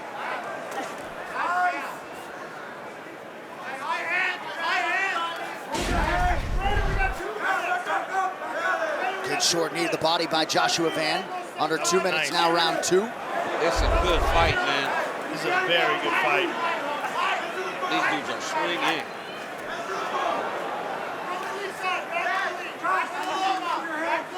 Royval historically has some of the best cardio in the game. Van, of course, the young 23-year-old with a great cardiovascular base as well.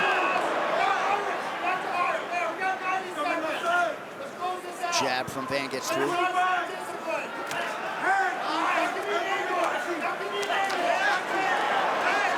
Oh! Woo! Beautiful jab by Royval after a massive combination by Van.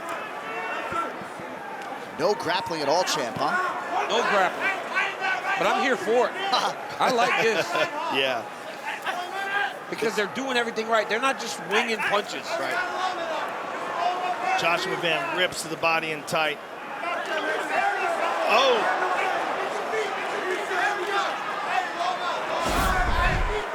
Man, Royval just in constant pursuit. Good counter by Van. Oh! This fight is wild. This fight is wild. Listen to this crowd. Van's got, And Royval steps right back into the fire. Big right from Van. Another right hand by Van. Left hand by Royval. That was a really good left hand by Royval.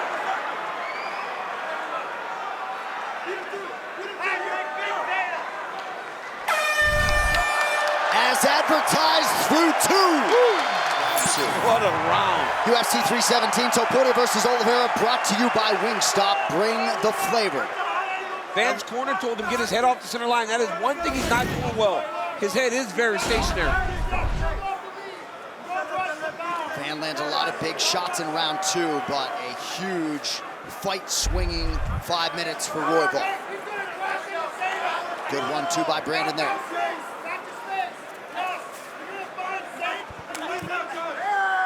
What a nice left hook counter by Joshua Van. Van's on that pressure now. Oh, both guys land good shots. Whoa! Nice kick to the body. Van stepping in here from an El Cop on 3 weeks' notice.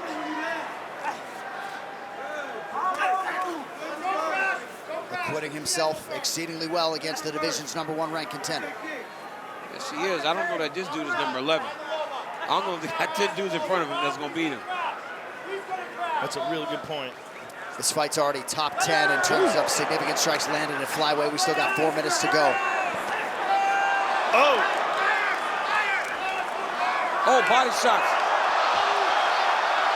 Royval's really biting down in his mouthpiece now. Royval looking for an elbow. Oh!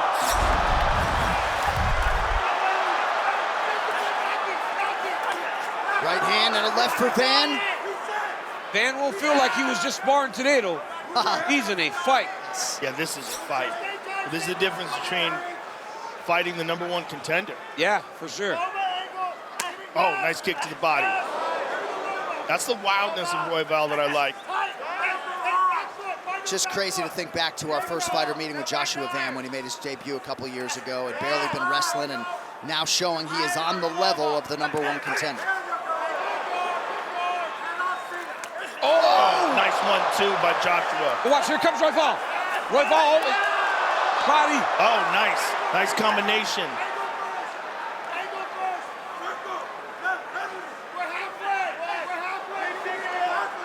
Good jab by Royval. Gentlemen, this is like a world championship caliber. Yes, it is. By both fighters.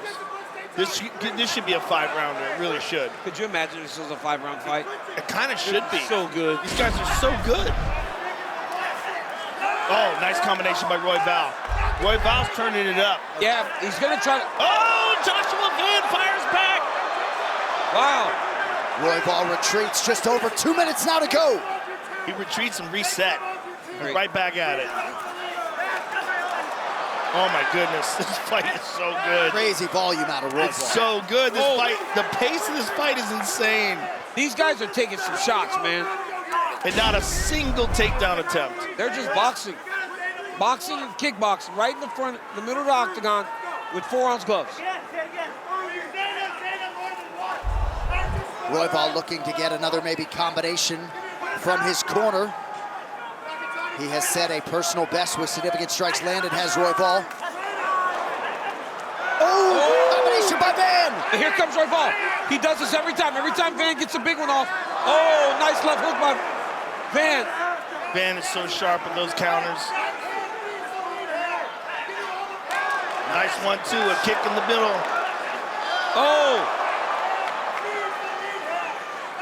Boy, good luck judging this fight. Yeah, good luck. This one's close. All 3 rounds have been very competitive. Nice combo.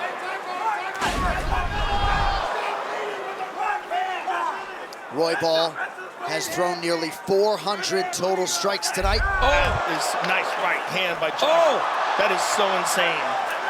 3-round fight. Oh, nice knee. Oh! That little side kick, man, because Royval's going forward. 30 seconds. Oh, again. Got him again with that. Getting him with that side kick when he steps in. I mean, what a fight. Oh, beautiful left hook. Huge shot late from Van. Wow. They are all on their feet at T-Mobile Arena. Down the stretch we come.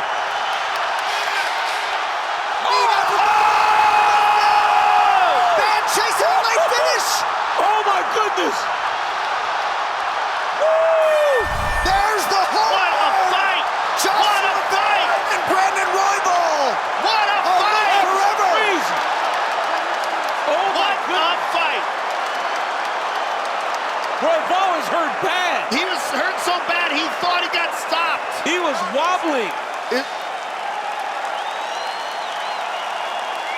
It seemed like he was confused at the end of the fight. He cussed like, God dang it, because he knew that might cost him the fight. Also, you could barely hear the buzzer. It was so loud. It was so loud. So loud. That could have cost him the fight. Crazy. When he screamed at the end, when he swore at the end of the fight. Joshua Van, that was fantastic. Just round 3 here, look. Elbow step in by Royval. Left hook, right. Left hand straight for Royval. I mean, these dudes just going at it. Jab, right hand by Van. Another left hook, right hand by Van. Look at the knockdown here. Bink, right on the chin, put him down bad. Oh my goodness, if you were worried about scoring that fight, that third round, determined. Yeah. You get knocked down like that, hurt that badly. And if you're a judge in the waning moments, maybe that late knockdown. Ladies and gentlemen, after 3 rounds, we go to the judges' scorecards for decision. The judges score the contest 29-28, 29-28, and 30-27 for the winner by unanimous decision, Joshua the Fearless Man. Diego Lopes da Silva.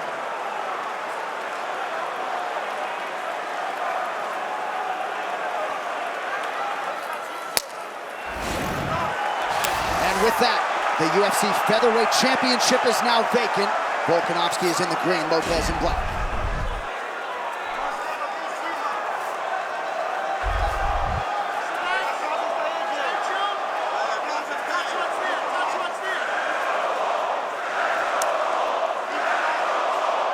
Last fight for Diego Lopes came at Spear against Brian Ortega. A little bit of a different backdrop tonight. Volk goes to the inside leg kick now, changes the level and goes high.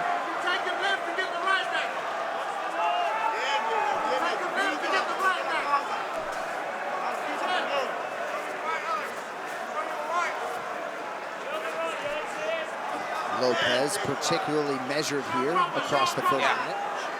He knows he has 5 rounds for the first time in his career.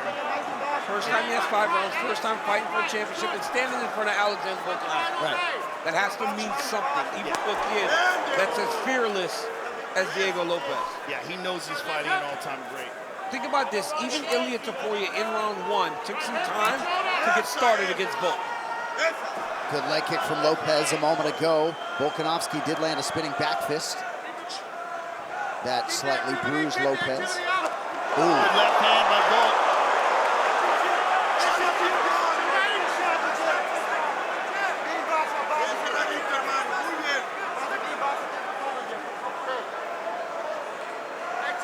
That Lopes almost lights up whenever you engage him in a firefight, doesn't he? He does. Start saying, come on, let's go, okay. We're gonna fight? All right. He's a ferocious individual. Yeah. Already some early swelling under the right eye of Lopes. 2 minutes have expired in round 1.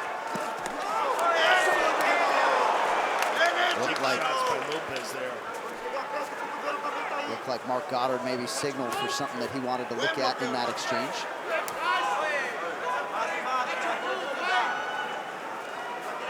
Lopes puts so much on every punch.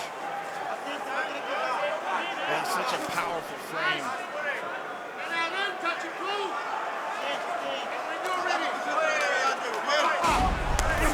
Good connection by Volk, and now a big right hand follows up. Big right hand by Volk. Beautiful combination by the former champion. So far, he looks like the Volk. Yeah, he does. And if he can fight like this, that's a bad problem for Diego Lopes.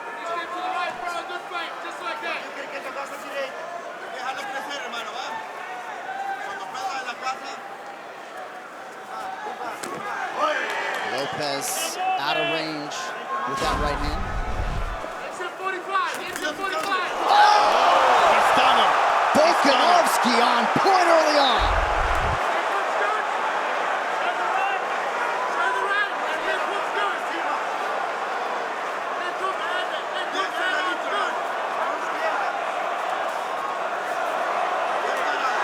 Lopes out of sorts early on. Nice jab from. Yeah, you're seeing some doubt. Yep.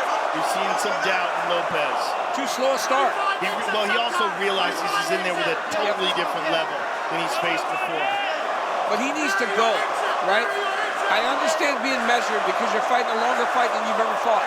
But you have got to get some pace going on this guy because just like against Brian Ortega, he broke him down, and by the 3rd round, he almost finished him. Again, nice jab from Volkanovski. Volk has been cut on the right side. You know Volk was going to mix it up, going to the wrestling game now. Nice re-grip by Volkanovski. He gets him down. Volkanovski got to the body lock. Ooh! He's such an animal. You know, Craig Jones told me that the guy is unbelievably physically strong. Well, he was 220 pounds at a point in his life, right? So he carries a lot of that muscle and that strength with him. But Craig Jones is a huge guy. Huge. And to say that Volkanovski's strong fighting at 145, you can only imagine. Pretty good takedown defense there by Lopes, but working exceedingly hard here late round one. Volk with a good left hand. Big shots by Volk. Big shots. He gets him down. Volkanovski's fighting his butt off right now. Lopes does rather enjoy fighting off of his back, but not like this. Big shots! This looks like the Volkanovski of old. Looks like Lopes is cut. Wow. What a start for the former champ! First round. Round two is brought to you by Monaco, the official canned cocktail of UFC. 2 shots in every can. Lopes' corner stressed that he cannot allow him to feel comfortable and just stand there. They said he needs to put some pressure on Volkanovski, make his fight, man. I think he needs more technical advice than that. Saying that you can't let him be comfortable, well, how? How do I take him out of that? What do you want me to do tactically? Right. Put him on his heels. Try to trap him. When Volkanovski struggles, it's when you get him going backwards. And again, struggling is relative, right? I mean, who doesn't struggle against Topuria and Makhachev? Coach Dean Thomas, talk to us. Well, I want to express the sentiment you guys had earlier. I just don't think that Lopes can fight at this pace, at a slow pace, and try to go technique for technique with Volkanovski. I think he needs to go forward. I think he needs to just throw caution to the wind and just say, you know what, if I gas out, I gas out. But I think that's his best chance of winning, is just to fight fast and fight hard. Catch him with something. Because he does have power to put you out of there. Volk is one of the rare short guys that fights well as a counterpuncher. He's got some long arms, so he must have long arms for being a smaller guy. Because this jab gets there. Yeah, it's his timing. 71.5 inches, the reach. Good calf kick by Volk. It's also the elite way in which he moves, right? It's like the feints. The feints are for a purpose. They're not just random. He's not just, as Izzy puts it, smashing buttons. He's setting everything up. And Volkanovski has a 71-inch reach. Diego has 72. So while Diego's taller, his arms are long, man. It's the wide shoulders. Nice low kick along with the punch. Lopes able to counter with a left hand, but largely one and done. Well, the problem is he's trying to fight in response to what Volk is doing. He's got to go first if you're Diego Lopes. Let your hands go. You never knew how Lopes would handle this championship setting, but the aggression that accompanied his rise has not been here tonight. Well, he's just getting outclassed so far. It doesn't mean he can't pull it out with one big shot and change everything, because he has that kind of power. It just, will that power be there in 3, 4, and 5? He's like that stallion, man. You don't want to break him. You want to let him run. He needs to get going, like Dean said. Good jab by Lopes, yes. Trying to double it up. Diego threw some good low kicks earlier, but now he seems resigned to boxing.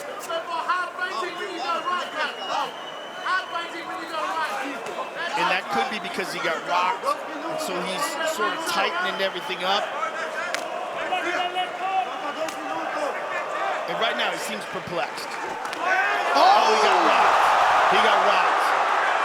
Oh. And now Volk continuing with the offense, going back to the wrestling under 2 minutes in round 2. Volk immediately gets his hands locked whenever he takes these shots. So while Lopes does a good job of defending the shot at the hips, Volk just immediately gets his hands locked around his body and just starts trying to show him different levels of takedowns. And not just that, like, look how good the head placement is there in the clinch. Lopes able to fight his way out. so far, all the questions of whether or not Volkanovski still has it have been answered. Well, he still has it. He looks fantastic. Yes, he does. So when you're in there and you're finding a hard time finding your rhythm, you got to just go back to what got you here. Or you got to throw caution to the wind. Because right now, it'll be hard to find your rhythm, especially when you're fighting a guy who's fighting very well. So it's one thing to find your rhythm whenever you set the tempo of the fight right away, but he is so behind right now in terms of the way this fight is playing out. He's got to do something big. Volk is cut. He's cut on the right eye. That's a bad cut. Both guys landing there with the bigger right hand from Volkanovski, or so it appeared. Diego's got to move that head. By Volkanovski. Diego needs to move that head. Well, Lopes is coachable. We'll see what Francisco Grasso can instruct if we hit the stools after round 2. Beautiful counter left there by Volk. Big right hand in the round for Lopes. There it is.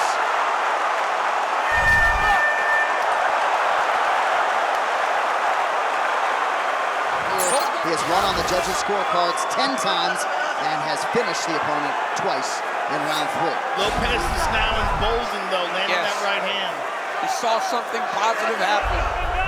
Lopes turned it into a little bit more, not so tactical. It was a fight.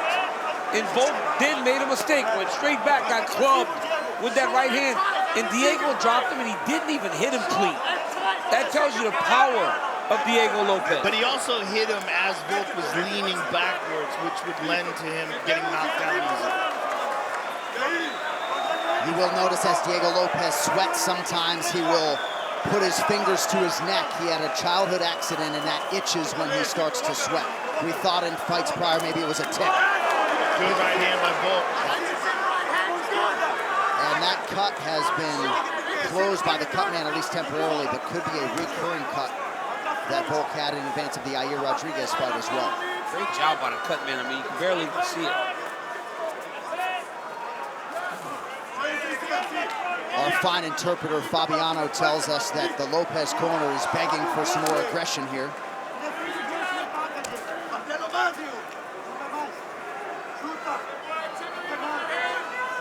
Volk has just mixed up his weaponry beautifully tonight. There it is. Right hand there. That's Lopes with a double jab right hand.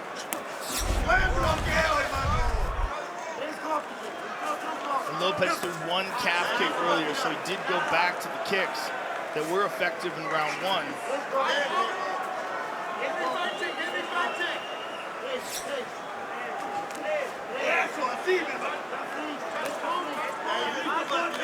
Volk's just got to be real careful in pulling back straight. Yep. And not allow what happened to make you start making the mistake even more. Because you know the consequences. Sometimes you get so hesitant to throw that jab that you're like partway throwing it while you're already backing up. You got to go into the jab. Oh! He clipped him with the left hand. That left hook was nasty. But Lopes ate it.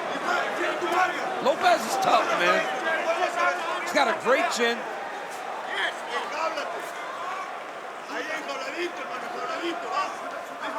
2.5 to go, round 3. Lopes ate a big shot there as he tried to back Volk up. I think Dean was totally correct. Lopes has just got to fire. He's got to push forth and turn it into a brawl. I think he's the bigger puncher. He is, for sure. Just the impact when he does land. Well, Dan Ige spoke to that, right? Yes. Dan Ige said that everything Diego Lopes threw hurt and that he's never felt presence quite like that in the octagon. He's been in there with all the world-class guys, except for. That is a big compliment to Diego Lopes. Now, if I'm Alexander Volkanovski's corner, he has fought a great round 1 and 2. But what also helped him in round 1 and 2 is when he got Diego Lopes throwing, he was level changing. Right now in round 3, he has not level changed one time. So it will then make Diego Lopes feel like he can take more chances to try to get it. Yeah, Volkanovski is... There it is. There it is. Smart. Even if it doesn't work, it still gets it back on his mind. Lopes corner wants him to stuff that shot and press forward. He didn't necessarily do that on the back end. Another right hand by Volk. Excellent timing. Takedown defense largely has held up for Lopes. Volk is 1 for 6 unofficially.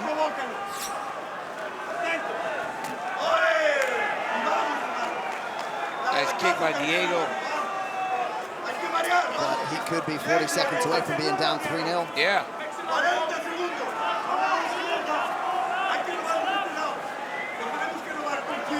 The kicks would help him land more punches as well, because just give him more looks. There he goes. Tries a wheel kick, but kind of slow.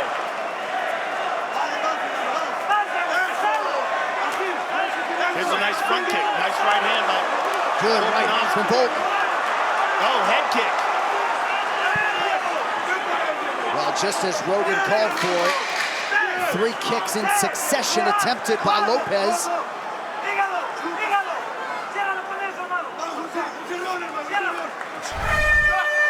15 minutes down. Fresh. No, he looks good going into the championship rounds.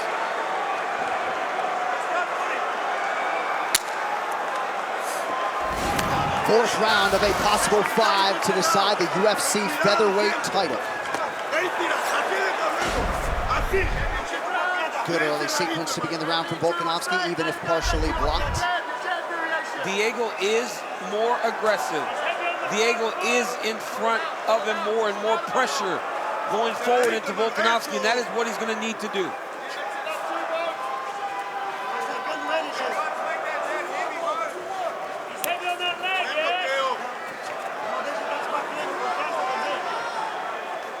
Significant strike advantage, 74 to 34 for Volkanovski unofficially. I feel like Volkanovski is fighting a perfect fight right now. He's doing a good job of mixing up his movements, John. He never goes in one direction too long. See, he starts to circle through his right here. As soon as Diego gets a beat on him, he'll go back towards the power, but just for a second.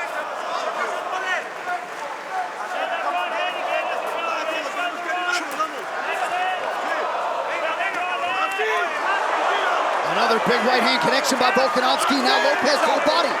Beautiful right hand there by Diego off that clinch.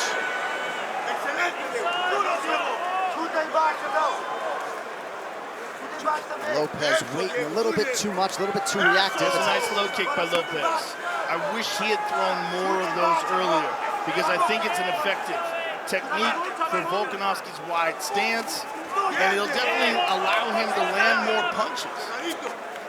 Just show more weapons, show more tools. Maybe do a level change yourself. Right. Lopes is an elite grappler. His ground game is outstanding. But he's just home run happy.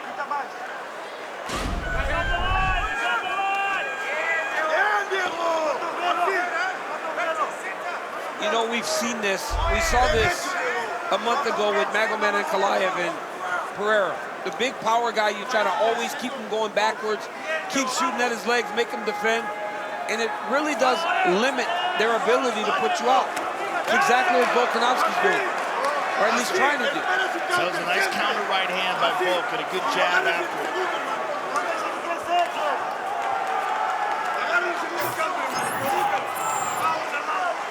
And so far, he's not making that mistake that he made in the round where he got dropped, where he pulled straight back. He's leaving at an angle. Like right big connection on the right eye of Volkanovski. That hurt him. Now Volk shoots. Oh! Here comes. Oh, that right eye is really bothering Volkanovski. Oh! Diego's on him now. Plenty of time, 2 minutes in the round. Volk is just reacting now. Volkanovski's just trying to throw to keep Diego off of him. Yeah, might be dealing with some sort of orbital injury. Lopes with another right hand connection. Now Volk lands. Volk is firmly on the retreat. He's in the retreat, but he's still countering effectively. But Diego Lopes is on the hunt.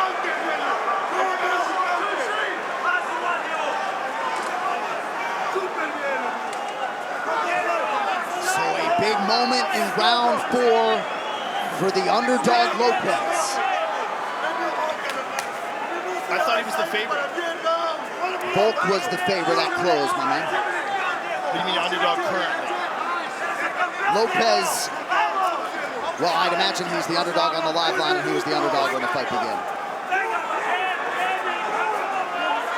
Lopes is doing a good job of not emptying the gas tank. Probably recognized that Volk is still there, so just wasting punches would just fatigue him. But he's done a great job in round 4. He can't let Alex just punch his way back into some confidence. He's got to stay the guy that's winning the round and feel good going to the stool after round 4.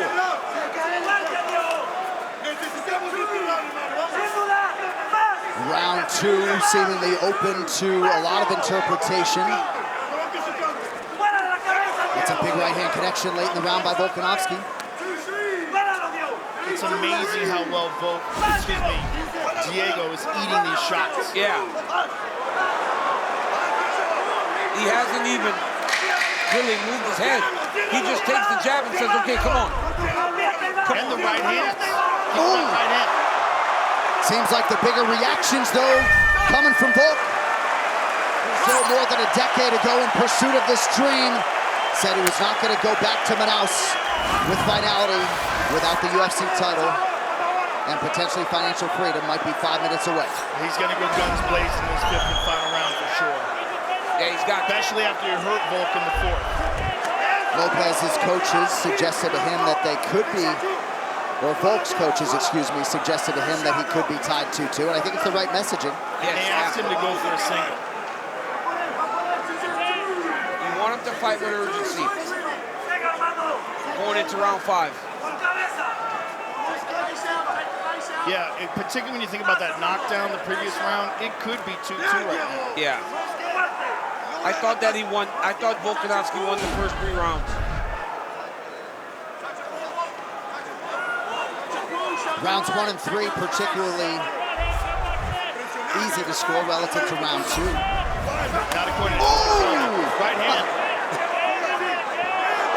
Well, he's got to stop that wheel kick. That's terrible.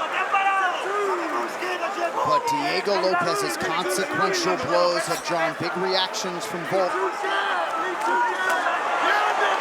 Another nice combination from Lopes momentarily stuns Volkanovski. Lopes is such a hard striker. Elbow. Very nice. Great response by Volkanovski. It's that though, right? It's that elbow, then the jabs. That. How many times you have to count those jabs to Volkanovski? I get that Lopes is big and strong, and when he hits him, he flies backwards. But then Volk hits him with 5 or 6 jabs before Diego starts to throw again. Nice low kick by Diego. And volume-wise, Volkanovski has landed twice as many strikes at a far better clip. Nice one, too.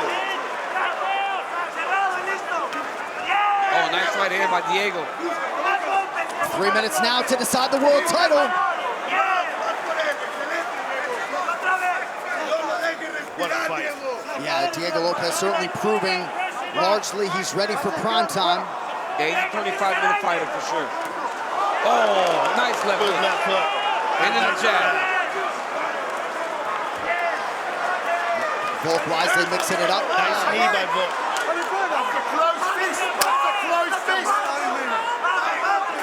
Good sportsmanship by Volkanovski, but Goddard acknowledging that as a fist and not a poke.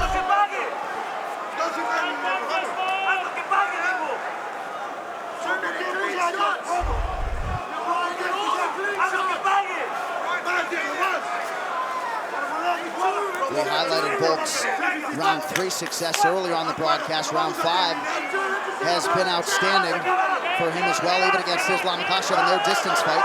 It wasn't on. It wasn't. It was a thumb. Low leg kick from Lopes. Nice kick by Diego. Yeah, just a little too late with those low kicks. They're very effective when they're happening. You can see the eye poke in the small box. Oh, yeah. And if Alexander Volkanovski can win this fight, he'd be the first fighter under 155, over 35 to win a championship belt.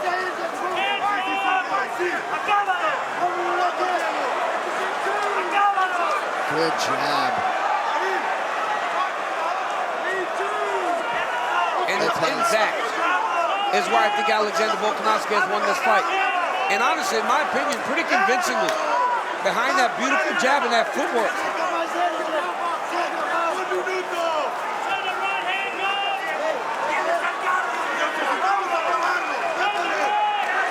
Oh. I love Diego's heart jab is money. But Diego needs to move his head. He can't just take these jabs. There it is again.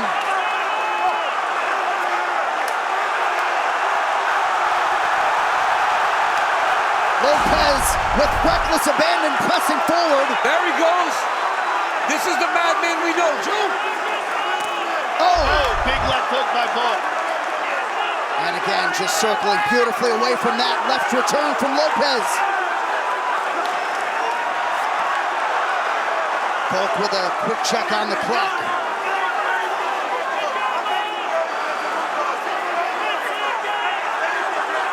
Francisco Grasso begging Lopes to press forward and try to punctuate the round.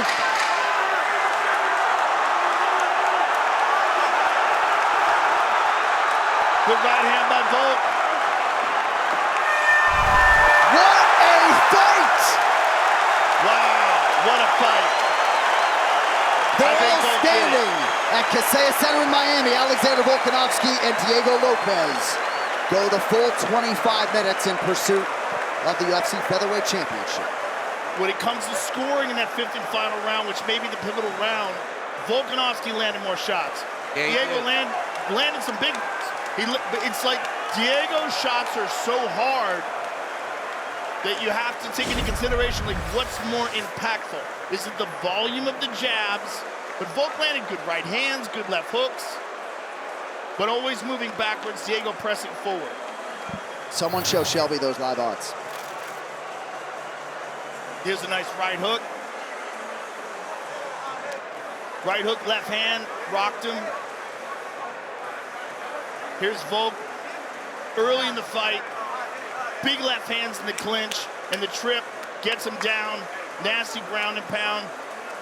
Right hand by Volk, left hand. A little bit of a stumble back there, more of a trip of the legs.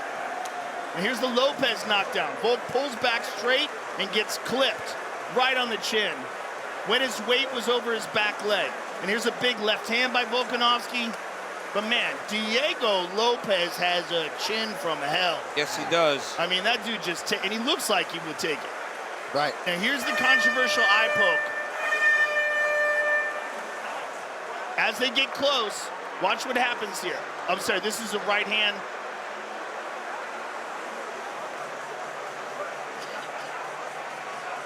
Here's the end of the fight.